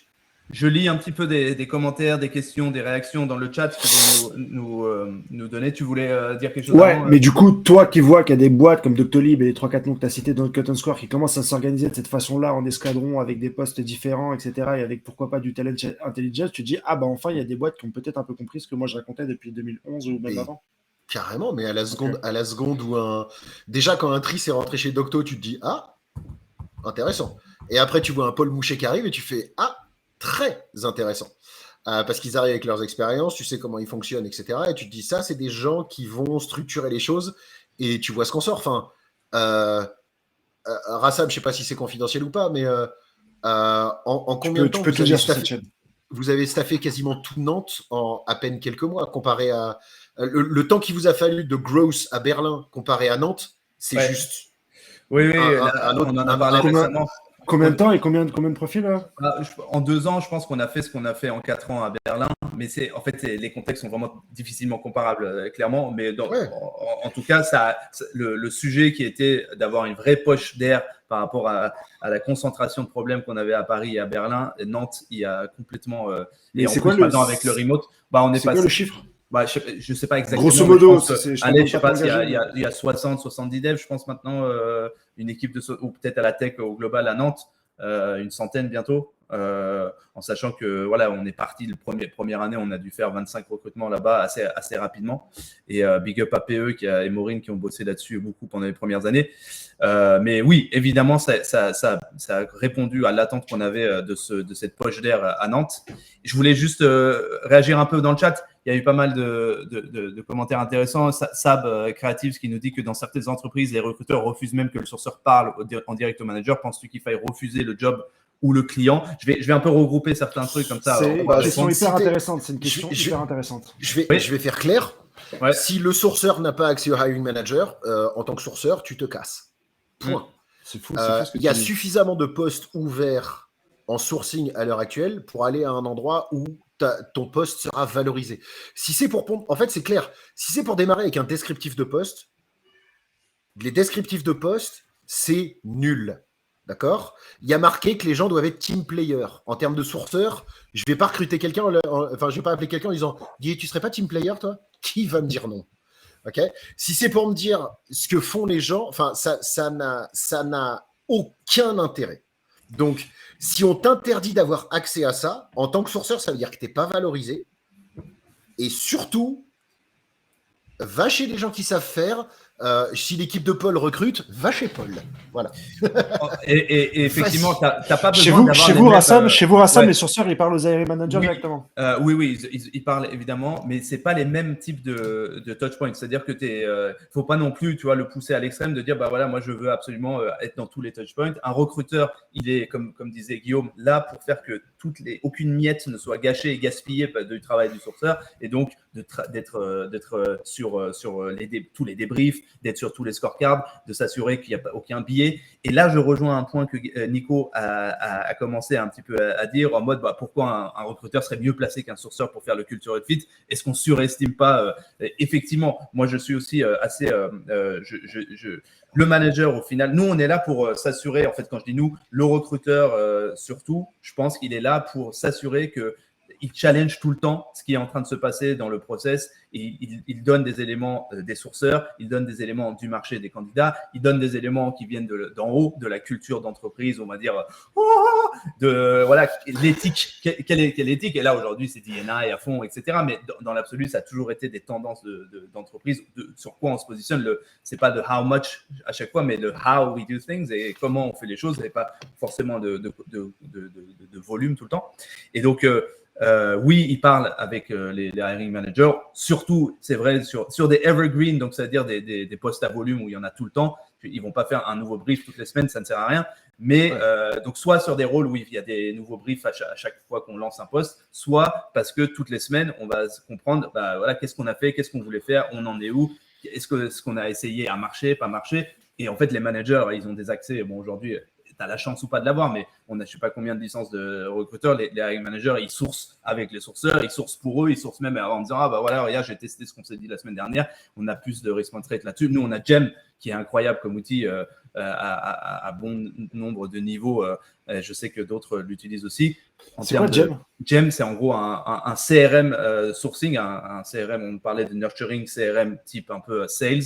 Il y a aussi des CRM typiquement sourcing pour mieux comprendre. Tu sais, dans les ATS, les ATS sont très mauvais pour te dire ce qui se passe sur LinkedIn Recruiter, sur tes taux de réponse. Et donc, si tu ne veux pas juste regarder les templates qui sortent. C'est normal qu'un ATS ne fonctionne pas, parce que c'est un ATS, c'est un Applicant Tracking System, un système de gestion de candidats. Ce n'est pas fait pour récupérer ta data. Donc, ce n'est pas fait pour trouver la data que tu possèdes. C'est fait pour poster des annonces et gérer des process de candidature. Comment tu as écrit Gem ? GEM. Okay. Il y en a d'autres. Sourcewell est moins cher et peut faire des trucs sympas aussi. Et dans tous ces systèmes-là, tu as des trucs de nurturing, tu as même des trucs en général de sequencing de messages, etc. Je suis désolé, on fait des anglicismes tout le temps, mais c'est surtout chez Amazon. Donc, je regarde un petit peu les autres réactions. Il y a pas mal de réactions sur le fait que les sourceurs ne puissent pas avoir accès, qui paraissent ouf et tout. Au bout d'un moment, j'ai envie de dire, on est en 2022, il y a tellement de posts, je suis désolé. Pourquoi il n'y a pas de la com ? Pourquoi il n'y a pas encore de la com sur ça sur LinkedIn ? Sur LinkedIn, on a bien parlé. Arrêtez d'éduquer, quoi. Sur quoi ? De la com sur quoi ? Sur ça, des sourceurs. Quel est le poste d'un sourceur ? Quel est le poste d'un recruteur ? Quel est le poste d'un coordinateur ? Je pense qu'il y en a, mais il n'y en a peut-être pas assez. C'est une formation qu'on parle. Le non, mais au bout d'un moment, si tu veux, au bout d'un moment, je passe ma vie à expliquer ça. Il y a une conf de moi, qui explique, qui est en ligne, qui est quelque part, pas caché tant que ça sur le web, de moi, SourceCon Amsterdam, qui passe 1 heure à expliquer comment monter une équipe de sourcing, comment on l'a fait, de façon globale, scalable et agile, qui fait quoi, où, quand, comment. Avec des slides, des PowerPoint, des exemples, des machins, des trucs, de tout ce qu'on a mis. J'ai open sourcé, c'était le deal que j'avais avec eux, j'ai open sourcé la totalité de ce qu'on a fait chez Philip Morris. Et ça a été. C'est pour ça qu'il fallait aller contre. C'était les petits trucs avec les petites fioles de. Ouais, oui, je me souviens de ça. Je sais très bien. Tu vois, il se souvient même de mes slides. C'est pas beau ça. Je sais. Effectivement, c'était très cool à l'époque de l'avoir filé comme ça. Et en fait, je pense qu'il y a peu de contenu. Voilà, il y a peu de contenu français. En français, je pense qu'il y a beaucoup de contenu en anglais. Et c'est vrai que sur le sujet en français, il y en a peut-être un petit peu moins. Mais c'est pour ça que c'est bien de faire des contenus et des médias en français. C'est de ne pas passer en anglais tout le temps. Très bien. Très bien. On est où là? Mais quand on insulte les gens là, c'est quoi qu'on on fait un petit retour d'expérience. Donc tu as formé les équipes chez Microsoft, Zenica, Open Classroom et tutti quanti. 360 Learning, Sphere. 360 Learning, Sphere, c'est quoi le CERN, Swisscom, enfin il y en a un paquet. On détend un peu l'atmosphère, c'est quoi les petites anecdotes croustillantes que tu as sans donner les blazes, les plus grandes erreurs, les meilleurs tips en 3-4 c'est assez bluffant de voir à quel point la réflexion qu'on est en train d'avoir là, qui paraît logique à tout le monde quand tu l'expliques, est juste pas naturelle dans beaucoup d'endroits. Et dans quasiment tous les endroits. C'est-à-dire que moi j'ai vu des endroits où c'est on est naze. Il y a même des boîtes que j'ai refusé de former. En mode on est naze en attraction. C'est-à-dire on a une marque employeur qu'on bosse pas. On ne fait pas de referrals, on travaille en rien, les annonces, elles sont immondes. On a une marque sur le marché qui est affreuse, on a des taux de réponse à nos messages d'approche qui sont de 3, 4, 5%, et on se dit, on va appeler Guillaume Alexandre, il va nous apprendre à faire des messages, et t'inquiète pas, ça va bien se passer. Non, c'est clair, non. Le sourcing n'est que le bras armé de la marque employeur pour le faire quand ça a fini, quand le reste n'a pas fonctionné.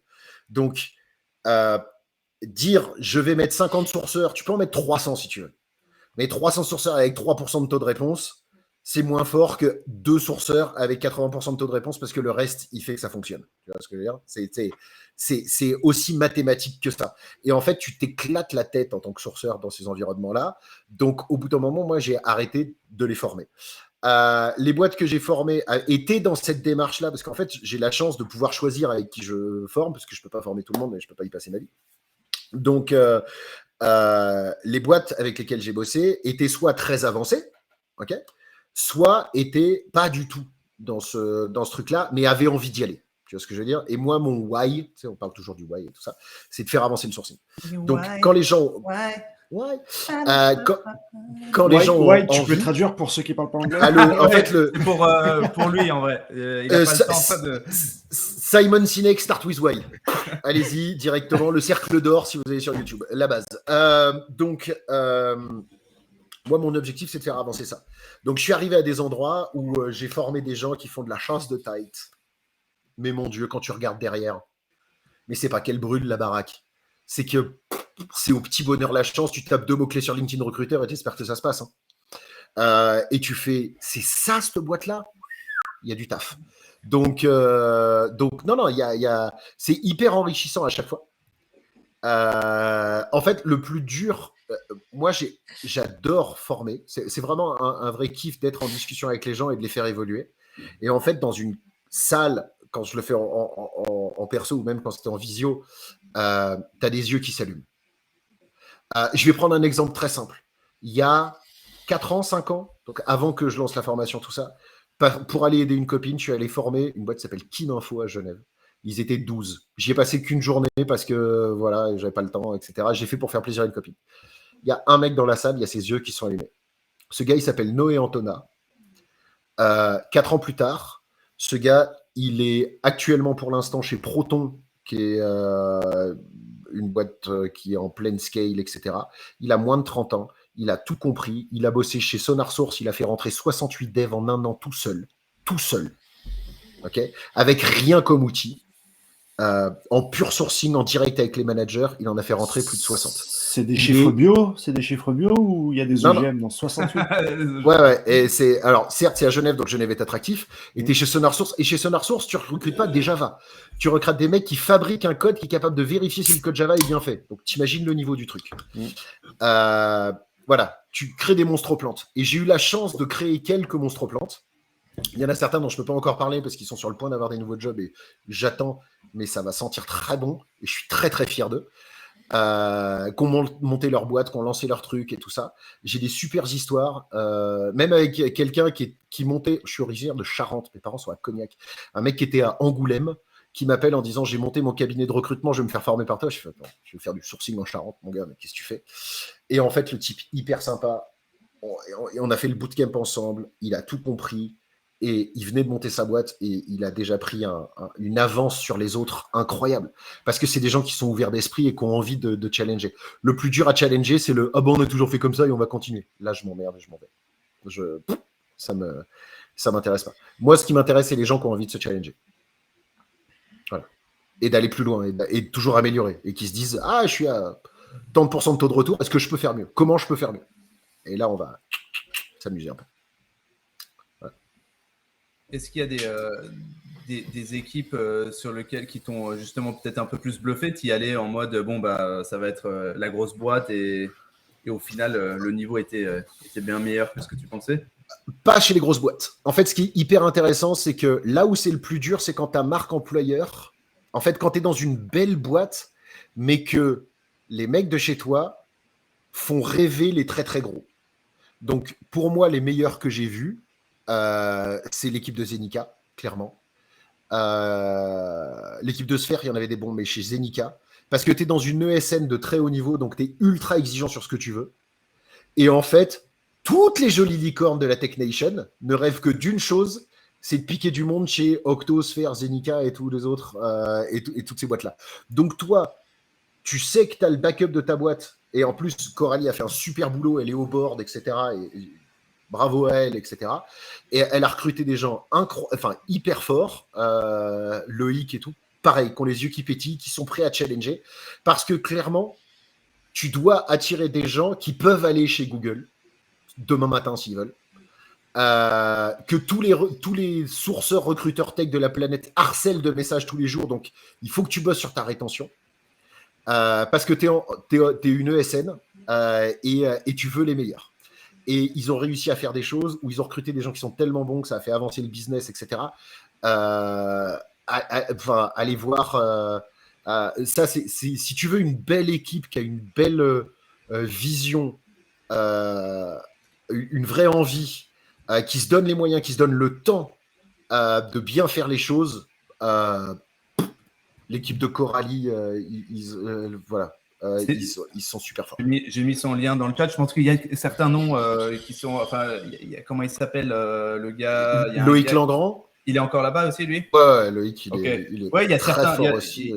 En fait, c'est une équipe qui est aussi pérenne. Je pense que voilà, il y a un cœur qui est là depuis assez longtemps. Mais en fait, ils sont soudés, quoi. Ouais. Et puis Zenica, Ipon, Octo, oui, je le rejoins.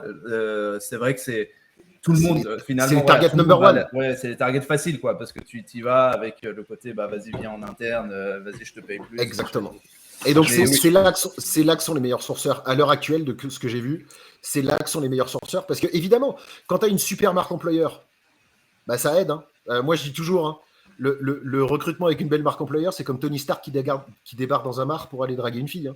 Soyons réalistes, quand tu es Iron Man, que tu rentres dans le bar, que tu es connu, multimilliardaire, sexy, sympa, geek et que tu fais des blagues, quand tu proposes un verre, statistiquement, ça marche mieux. Soyons réalistes, vous recevez tous ceux qui écoutent dans le chat, vous recevez un message de Google, même si le message c'est de la merde, tu réponds. Parce que c'est Google, tu vois ce que je veux dire? Parce que tu as la marque qui va derrière. C'est aussi Google ou Meta. Ou Meta. Ouais, bon, écoutez, je vois pas mal de commentaires très sympas d'ailleurs sur le chat. Moi, t'es en train de me convaincre, Guillaume. Guillaume, dans mes yeux. Il est en train d'appeler son banquier là pour. Je crois qu'on va acheter ta formation. N'hésitez pas. N'hésitez pas à poser vos questions dans le chat pendant qu'on est encore là. C'est beaucoup de points communs avec le growth marketing. Oui, parle-nous un petit peu de talent attraction peut-être. Et à la fin, on finit sur. Ouais, vas-y. Ouais, ça marche. Donc, People Attraction Theory. D'accord. Donc, c'est peopleattractiontheory.com. Allez-y. C'est pas encore live, ce sera live très très vite parce que tout est tourné. Je suis juste en montage. Je viens de faire le site aujourd'hui, donc le reste, ça arrive. C'est du tout maison. Tout ce que je viens de vous expliquer, c'est 3 ans de bootcamp en direct avec les boîtes, de formation et tout ça. C'est la V2 qui est en train de sortir. Donc elle arrive là, elle est dans les starting blocks. À chaque fois que vous achetez une licence, il y a aussi de l'argent qui part à des associations. Chez moi, sur mon compte perso. Oui, bien sûr, sur ton compte. Mais allez-y. D'ailleurs, s'il y en a qui veulent se préinscrire et qui disent juste Recruiter in the House dedans. Faut le chanter. Recruiter in the House. Vous aurez un petit truc, etc. Et on fera ça. Oui, David, le training, il est disponible et en français et en anglais. On est à 514 slides au total, 14 heures de contenu. Vous avez accès à un playbook de 50 pages avec tous les outils, etc. Un badge LinkedIn, bien évidemment, et 1 an d'accès sur un serveur Discord privé pour pouvoir discuter avec les gens. C'est combien les prix? 1800 € par personne pour 1 an d'accès. Dont 250 € partent à des associations locales et écologiques et tout ça, pour faire tout ça. Parce que, et clairement, attention, 2 trucs. 1, c'est normal que ce soit ce prix-là, pour une simple et bonne raison, c'est si tu vois pas la valeur, surtout le prends pas. L'objectif, c'est pas de former toute la planète. Et ce n'est ouvert uniquement, et que ce soit bien clair, qu'aux gens qui portent leur marque employeur. C'est-à-dire que ce soit les gens en interne, les RPO, les ESN, ok. Si les gens ne portent pas leur marque employeur, c'est-à-dire que depuis le premier message, ils ne disent pas quelle est la société derrière, la formation ne leur est pas ouverte. Mais comment tu checks ça? Parce que moi, j'arrive avec mon adresse mail, Gmail. Oui, mais moi, je vais aller peut-être vérifier un petit peu qui tu es, et puis on va peut-être discuter. Tu sais pas faire ça. Tu sais pas non, faire. c'est pas mon boulot. Mais plus sérieusement, clairement, parce que moi, j'ai accès 1 an au truc. Je peux le prendre pour quelqu'un. Après, bon, tu vas me dire à un moment donné. Je pourrais pas, évidemment, soyons réalistes. Il y a des gens qui vont le prendre, qui rêvent de l'avoir, qui vont se démerder, qui vont tout ça. En fait, si tu veux, c'est pourquoi je fais ça, c'est pas pour moi.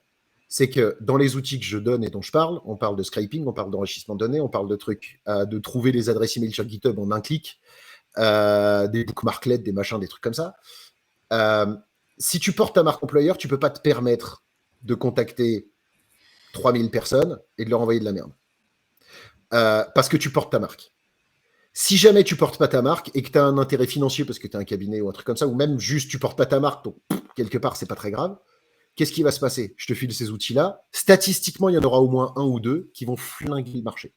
Et en fait, qui vont tellement saouler les candidats qu'il va se passer comme ça se passe à Paris à l'heure actuelle, mais ça va se passer exactement partout parce que j'explique comment aller chercher des gens sur GitHub, Stack Overflow pour les techs, mais sur ResearchGate pour les PhD, sur machin, LinkedIn Recruiter Next Level, sur comment vraiment l'utiliser pour être proactif et pas réactif, c'est-à-dire que tous les matins, je peux arriver et avoir la liste des gens qui viennent de se mettre open to work chez Doctolib ou Content Square.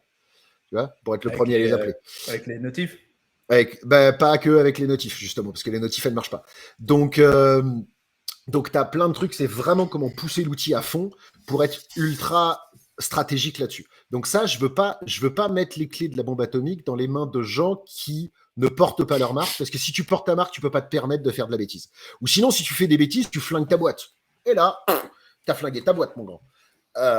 Et c'est la tienne que tu as brûlée. Question de Sab Créatif qui dit est-ce que RPO ça marche? Oui, je crois. À partir du moment où tu envoies dans les messages quelle est la société pour laquelle tu recrutes, oui. C'est-à-dire, Sab, je suppose savoir qui c'est. C'est-à-dire, si tu dis c'est Disney, c'est machin, c'est trucs, ok, fine. À partir du moment où moi, en tant que Gate Solution, j'ai jamais eu la marque de mon client, mais j'ai toujours dans le premier message, c'est je recrute pour Docto, je recrute pour machin, voilà le truc.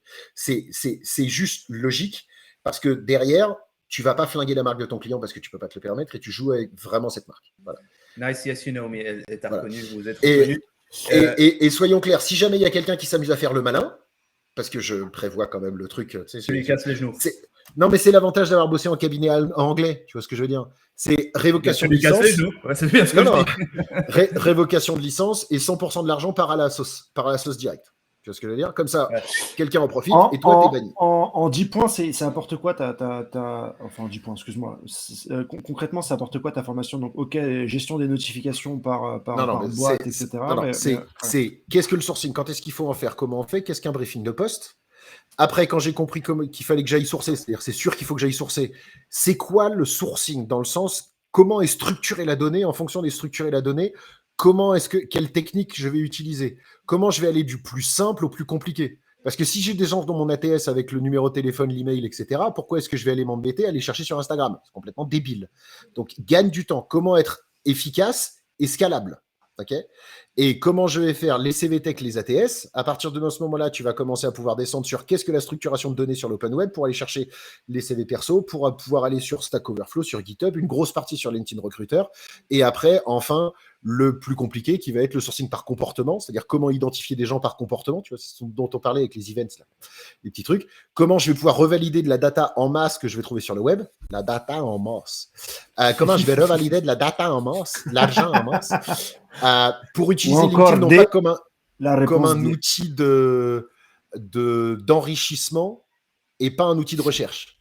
C'est-à-dire que je vais te trouver parce que je sais que tu as fait ça, même si ton profil il est vide. Et si tu as juste marqué consultant. Okay, parce que statistiquement, sur 806 millions de profils, les gens, ils ont un profil LinkedIn. Par contre, qu'est-ce qui fait que tu les vois, qu'est-ce qui fait que tu les vois pas? Donc, qu'est-ce que les bulles d'algorithme, comment elles sont? Je te les montre, je les explique, et comment arriver à en sortir. D'accord? Et après ça, c'est super, tu as une liste de gens. Donc, tu as la moitié du truc qui est fait. Et tu as une liste de gens qui veulent pas faire le job pour l'instant. Super, hein, s'ils disent tous d'aller... Eh ben, t'as quoi? T'as une liste. Ouais, super. Belle feuille Excel. Bravo, félicitations. T'as pas des candidats. Donc derrière, tu passes sur le cerveau de l'engagement. Mais avant d'engager, avant d'aller draguer et de sortir en boîte, qu'est-ce que tu fais? Tu t'habilles bien et tu te laves les dents un petit peu. Parce que clairement, sinon, ça marche moins bien. Donc, marque personnelle. Un petit tour sur les annonces, parce qu'en fait, au passage, même si les annonces, c'est pas du sourcing, tu ne fais que générer le même message.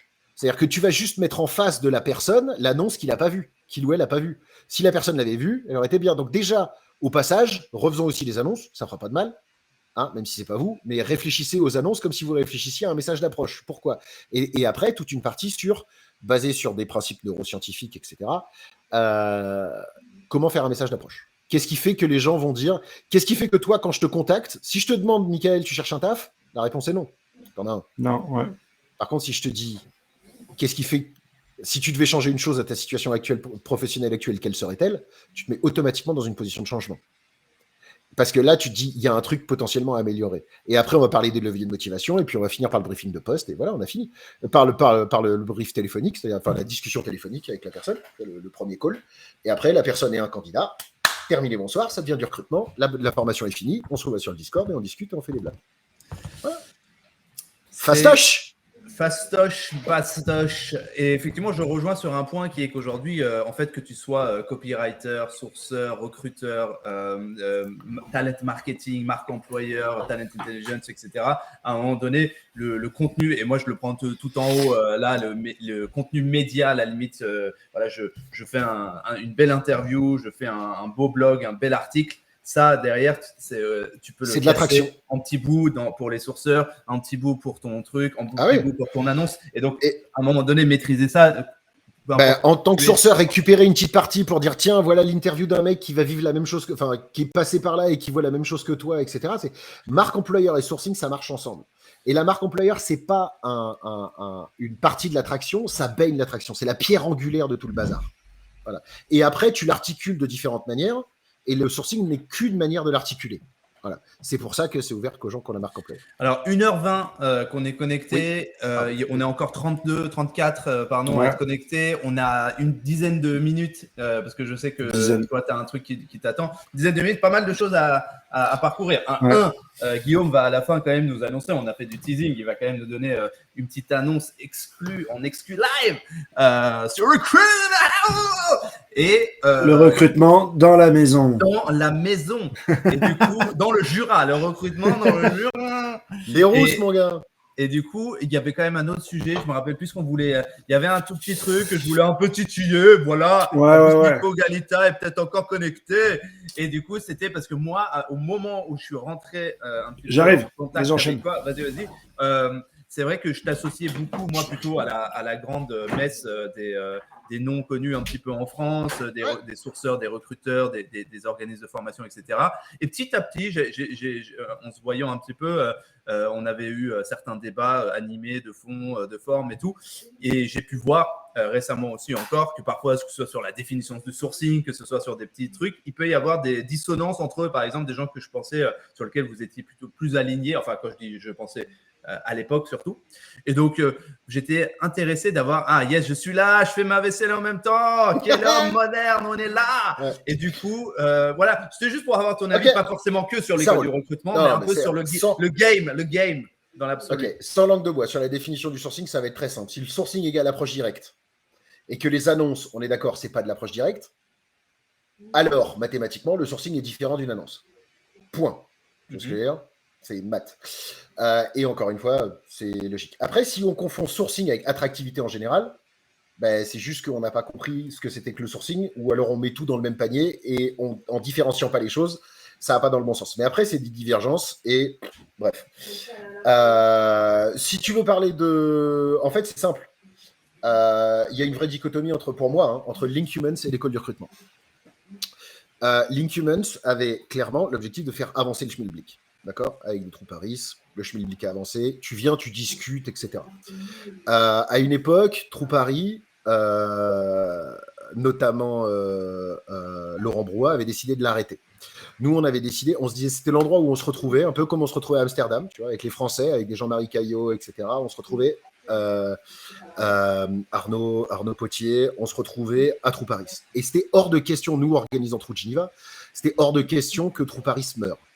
Et on a dit, Trou Paris ne mourra pas, parce que Trou, c'est un mouvement mondial. Trou Paris ne mourra pas, on va le faire. Ok, on va le reprendre. On a fait une année, on a fait une édition, ça s'est très bien passé, etc. Ils ont gardé le lead sur certains trucs, sur la technique et tout ça. L'année d'après, il y a eu deux choses. Ok, le prix des places est passé à 350 balles.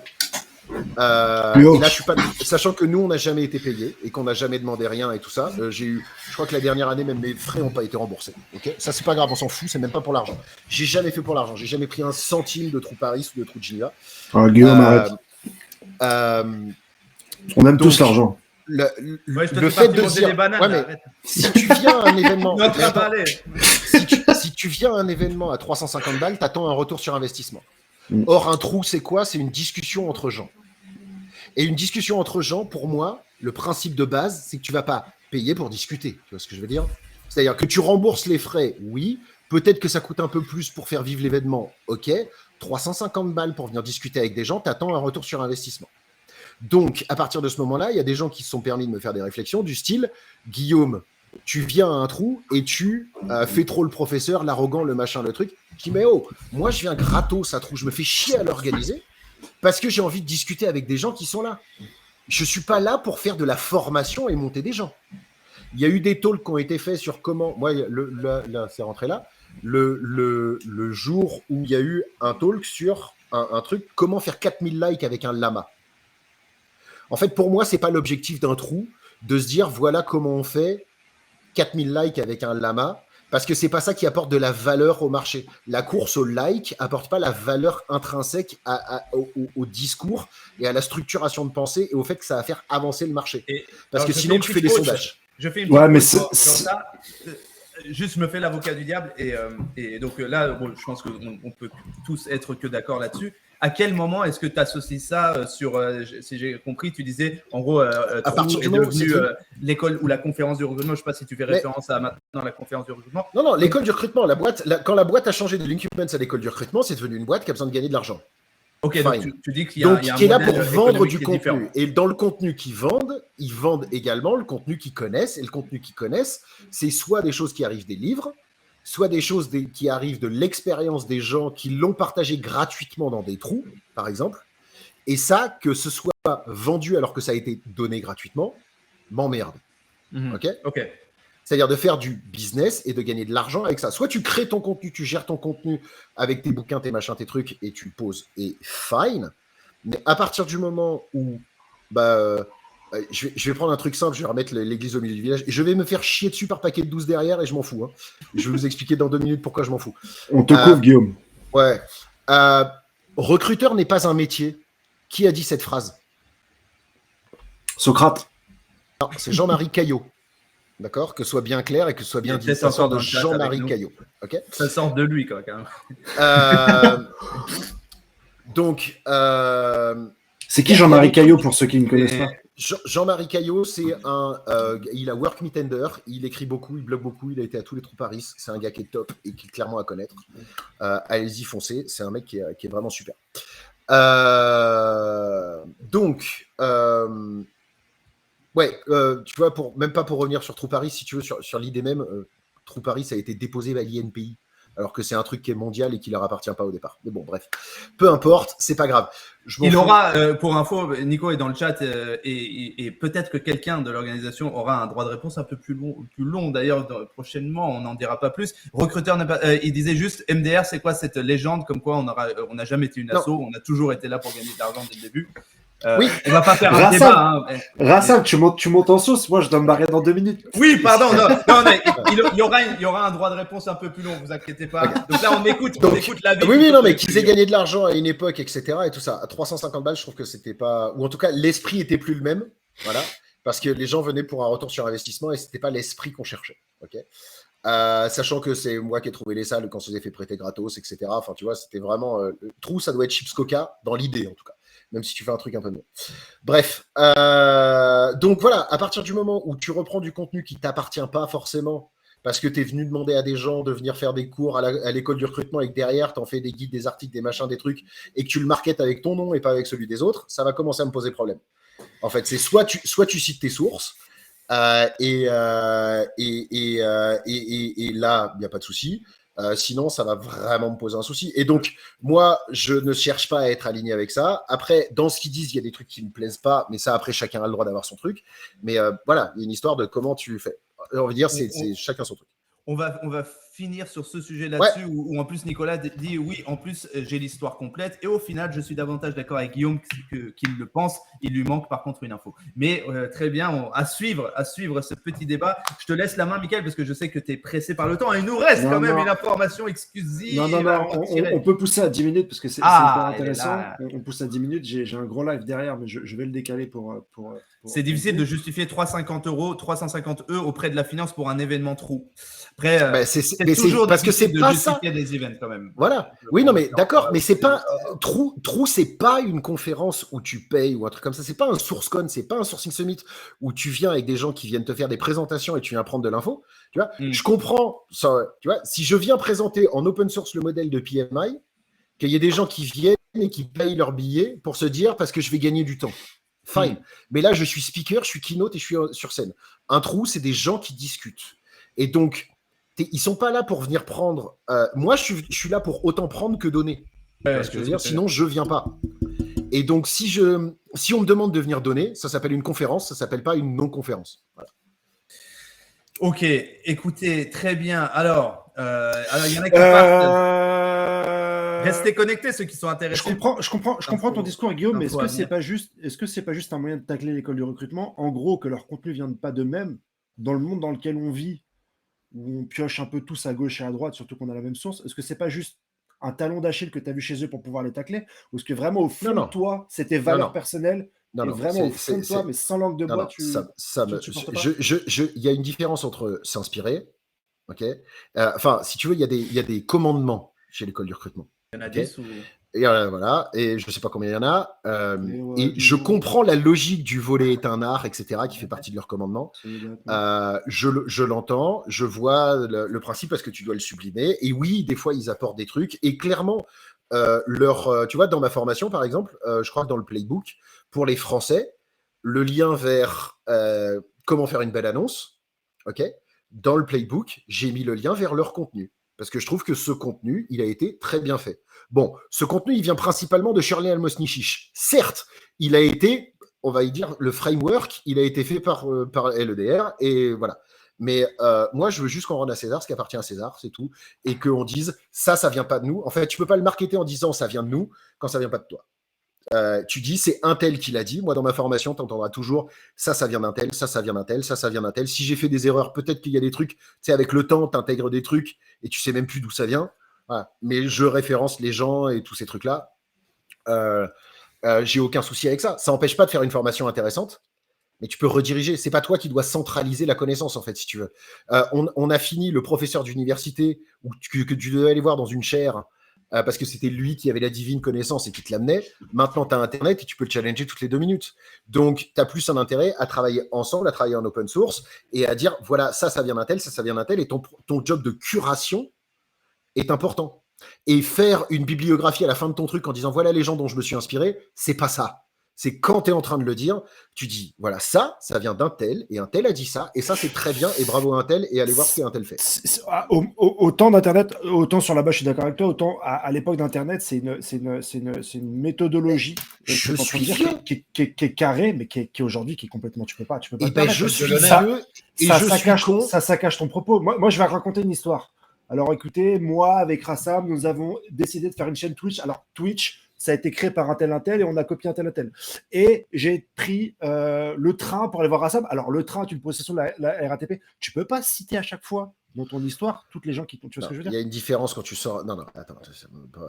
Je vais pas expliquer LinkedIn, Reid Hoffman et le remercier. On est d'accord. On n'en est pas là.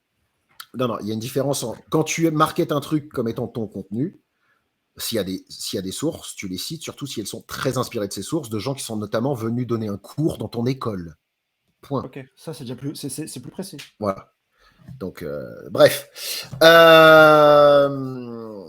Donc, mais ça se vaut, toi qui écris ton contenu de A à Z et non, j'ai pas créé. Il y a des trucs dans mon contenu, il arrive d'autres personnes, tu vois ce que je veux dire. Par exemple, quand je parle des 2 trucs, je cite Tris avec la line of intent.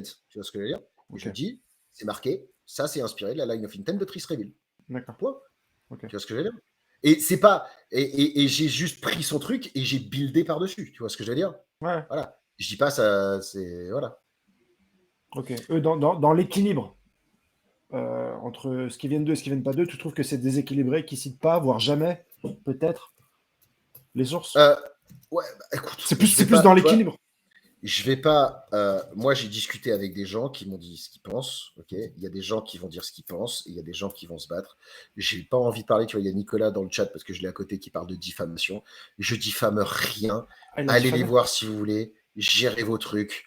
Moi, je pense que bon, de toute façon, on a compris. Ça m'en compris voilà, ça m'en compris ton positionnement et j'ai compris ton positionnement et la manière sur l'histoire, sur. Mais et tu vois, si tu veux, je vais finir par un truc parce que là, il m'a saoulé en parlant de diffamation. Nicolas Galita, droit dans les yeux, m'a dit un jour, je te volerai tout ton contenu parce que ça te forcera à en faire un meilleur. Voilà. Donc oui, je la mets sur cette plateforme et oui, je lance mon truc et je sais que son objectif,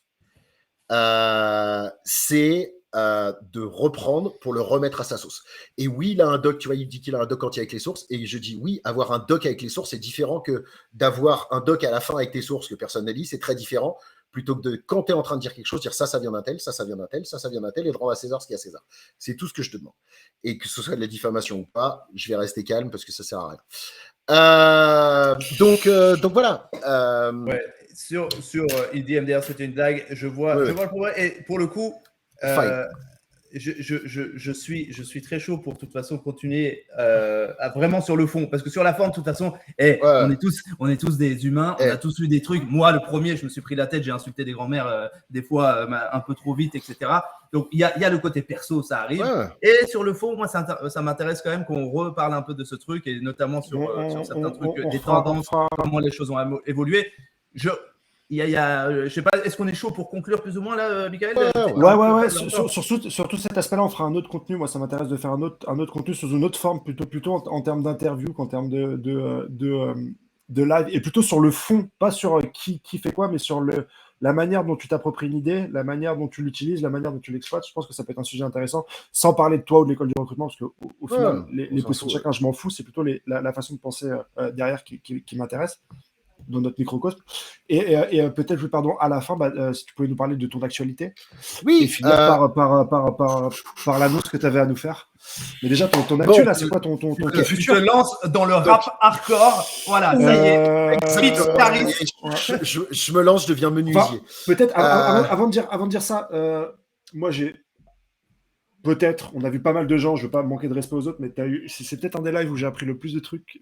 T'es peut-être une des personnes qui m'a mis le plus sur le cul niveau recrutement ou autre, par la passion que tu animes envers ton métier, l'expertise que tu sembles avoir, parce que j'ai pas encore regardé ta formation, les témoignages de Rassam sur toutes les choses que tu as mis en place pour choisir par exemple Nantes. Donc je te remercie d'avoir pris le temps de discuter avec nous et d'avoir poussé à un tel niveau le métier de recruteur, parce qu'aujourd'hui c'est vrai que dans nos boîtes, à moi et Rassam, on commence à investir dans le recrutement, à réfléchir, etc. Mais quelque part, je pense que c'est né peut-être de personnalités comme toi qui ont poussé toujours le bouchon à réfléchir et à pousser le truc. Donc déjà, un grand merci. Effectivement, je pense que j'ai dit Tris, mais Paul et bon nombre de personnes que moi je respecte beaucoup dans ce métier m'ont toujours à un moment donné dit que un de leurs mentors était toi. Donc, et moi, sans déconner, quand je t'ai appelé, quand Rassam m'a dit je te connaissais pas à ma charge, c'est mon défaut. Et quand Rassam nous a dit il y a Guillaume Alexandre, j'ai dit go. On a échangé un petit peu ensemble, mais je ne m'attendais pas à avoir une telle profondeur de champ et d'analyse entre ce moment aujourd'hui, et je suis très agréablement surpris d'échanger avec toi. En tout cas, et enchaînons bien sûr sur ton actualité. Exactement. Rapidement. Donc, avant le bootcamp, c'était soit en live, soit en machin, soit en truc. Et maintenant, ce sera uniquement en ligne pour une raison simple. C'est parce que, en fait, j'ai fait une conférence pour LinkedIn il y a quelques mois au LinkedIn Talent Awards de Suisse, machin truc, où j'expliquais un truc très simple. Job Money Location, pour ceux qui me connaissent, ils connaissent. Et en fait, qu'à l'heure actuelle, maintenant, quand vous avez une entreprise, vous n'êtes plus en concurrence avec juste les gens qui sont autour de vous. Parce qu'à partir du moment où il y a du remote first, vous êtes en concurrence avec toutes les boîtes qui sont capables de prendre en full remote, notamment. Et que l'interaction, il y a encore deux parties dans le job qui sont le hard work, c'est-à-dire je suis au boulot et je veux remplir une feuille Excel, ça je peux le faire de la maison. Et le soft work qui est de l'interaction à la machine à café, etc. Et ça fait très longtemps qu'on se renifle avec une petite société Et en fait, la seconde où ça fait, je crois, il y a 8 ans, ils m'ont proposé d'aller à Dublin pour aller monter les équipes de sourceurs, monter les projets, les profils, les outils de sourcing, etc. Sauf que c'était à Dublin et que je pouvais pas y aller. Et ils m'ont rappelé le jour où le full remote était ouvert, en me posant une question simple qui en recrutement fait toute la différence. Maintenant, on peut te prendre. Qu'est-ce que tu veux faire? Et donc j'ai eu la chance de pouvoir discuter avec des gens super qui savent de quoi ils parlent. Et donc, j'ai décidé de rejoindre en full remote depuis chez moi, donc depuis le Jura. Je vais aller, effectivement, il y a un indice dans la vidéo. Je passe chez Reality Labs de chez Meta pour aller m'amuser un petit peu sur le métaverse et les doubles digitaux et travailler sur des technologies qui, c'est même pas trouver des gens qui savent le faire. A priori, c'est des technos qui n'existent pas encore. Donc voilà, je vais aller voir en interne. Je ne suis que sourceur. Je fais pas de management parce que je veux pas en faire. Je vais aller résoudre des problèmes. Avec des gens avec qui j'ai discuté qui sur le papier ont l'air tip top et je vais avoir une manager et ça me fait super plaisir en fait. Bonne chance à elle. Donc, ouais. Mais tu sais que je suis pas chiant surtout non, et voilà et donc c'est une blague. T'as beaucoup de congrats dans le chat, tout le monde. David, félicitations. Lisa, merci Nicolas à tous. Également. C'est la... wow, bienvenue dans l'inconnu. C'est l'opportunité qui arrive et donc ouais depuis mon endroit tout perdu dans la montagne, je vais me connecter en satellite Facebook. Grâce à Monsieur Elon Musk. Je rejoins Facebook, Meta effectivement pour Facebook, ceux qui l'auraient raté. Meta, surtout moi je vais rejoindre Reality Labs, donc la partie VR avancée et la R&D avancée a priori. Et puis maintenant ça va être un nouveau truc, donc je sais pas du tout, donc je ne serai plus en public pour l'instant. Je vais plus aller parler. Je vais plus aller parler à des confs. Je serai à Sourcing Summit Amsterdam, mais en tant que simple participant. Je crois que je vais quand même organiser le hackathon parce que ça m'amuse et ça, je devrais avoir le droit. Mais je vais pas reparler tout de suite parce que ce que je vais aller faire est peut-être un quart de poil confidentiel. Donc non, je viens pas malheureusement à Dublin pour l'onboarding. Je fais l'onboarding tout remote, tout full remote, voilà.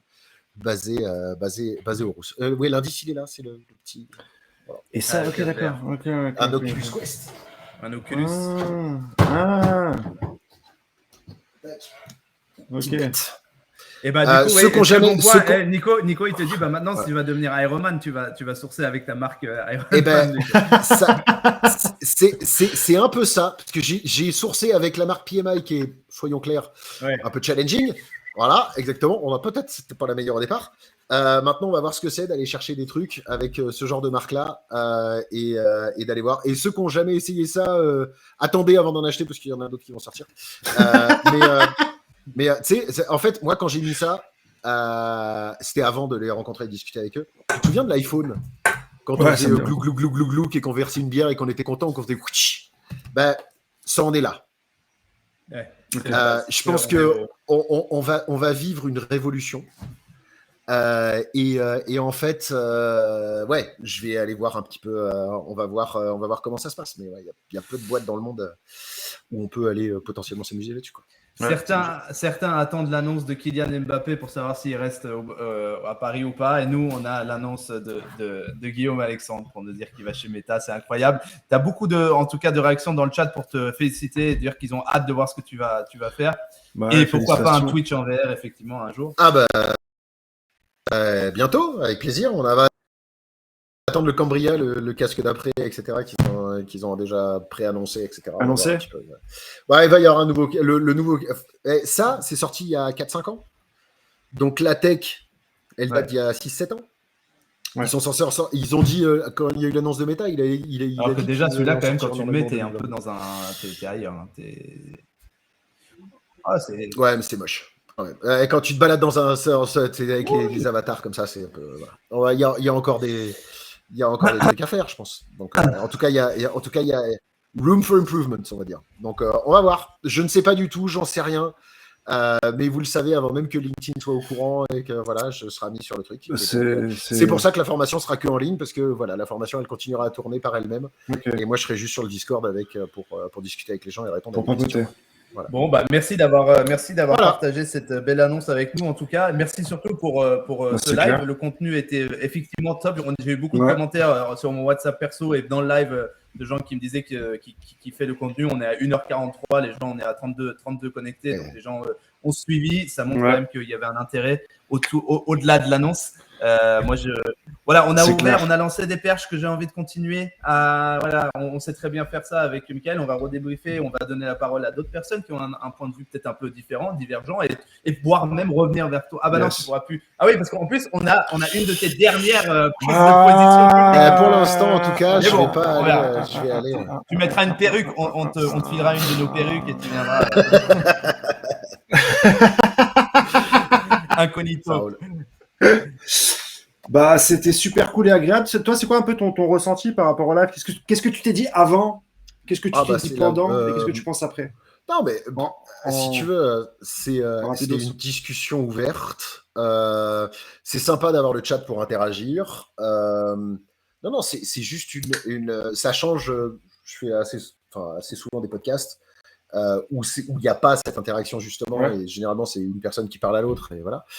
Donc pour ceux qui m'ont déjà entendu, oui, il y a eu toute la partie sur ma vie qui ne change pas malheureusement, hein, voilà. Pas si passionnante que ça, mais non, intéressant de discuter avec vous, d'avoir justement cette interaction avec le chat, même si voilà, c'est le chat.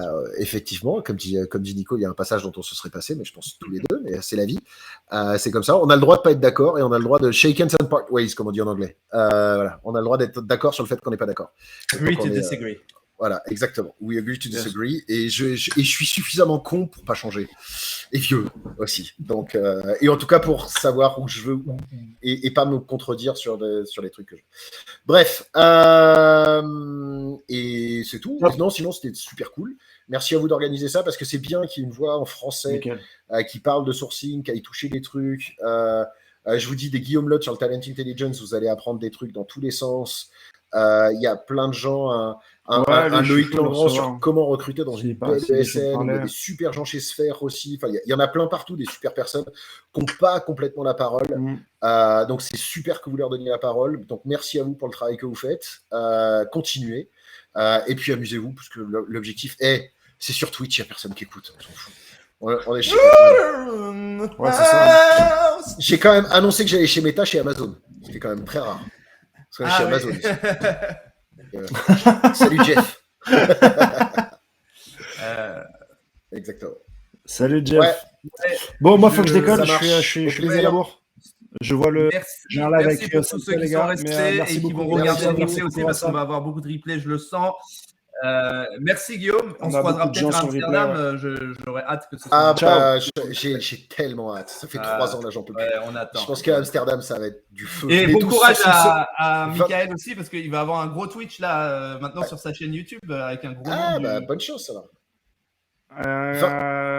27-28 septembre sur Sourcing Summit Amsterdam pour ceux qui veulent s'amuser un peu. Et n'hésitez pas à People at Work and Theory. Allez-y si vous pouvez enregistrer en mettant Recruiter in the House. On fera un petit truc. Oui, allez-y. Yes. La quicheta, faut que ça revienne. Allez, roule. La moulaga, merci. La moulaga. Allez, bonne soirée. Au revoir.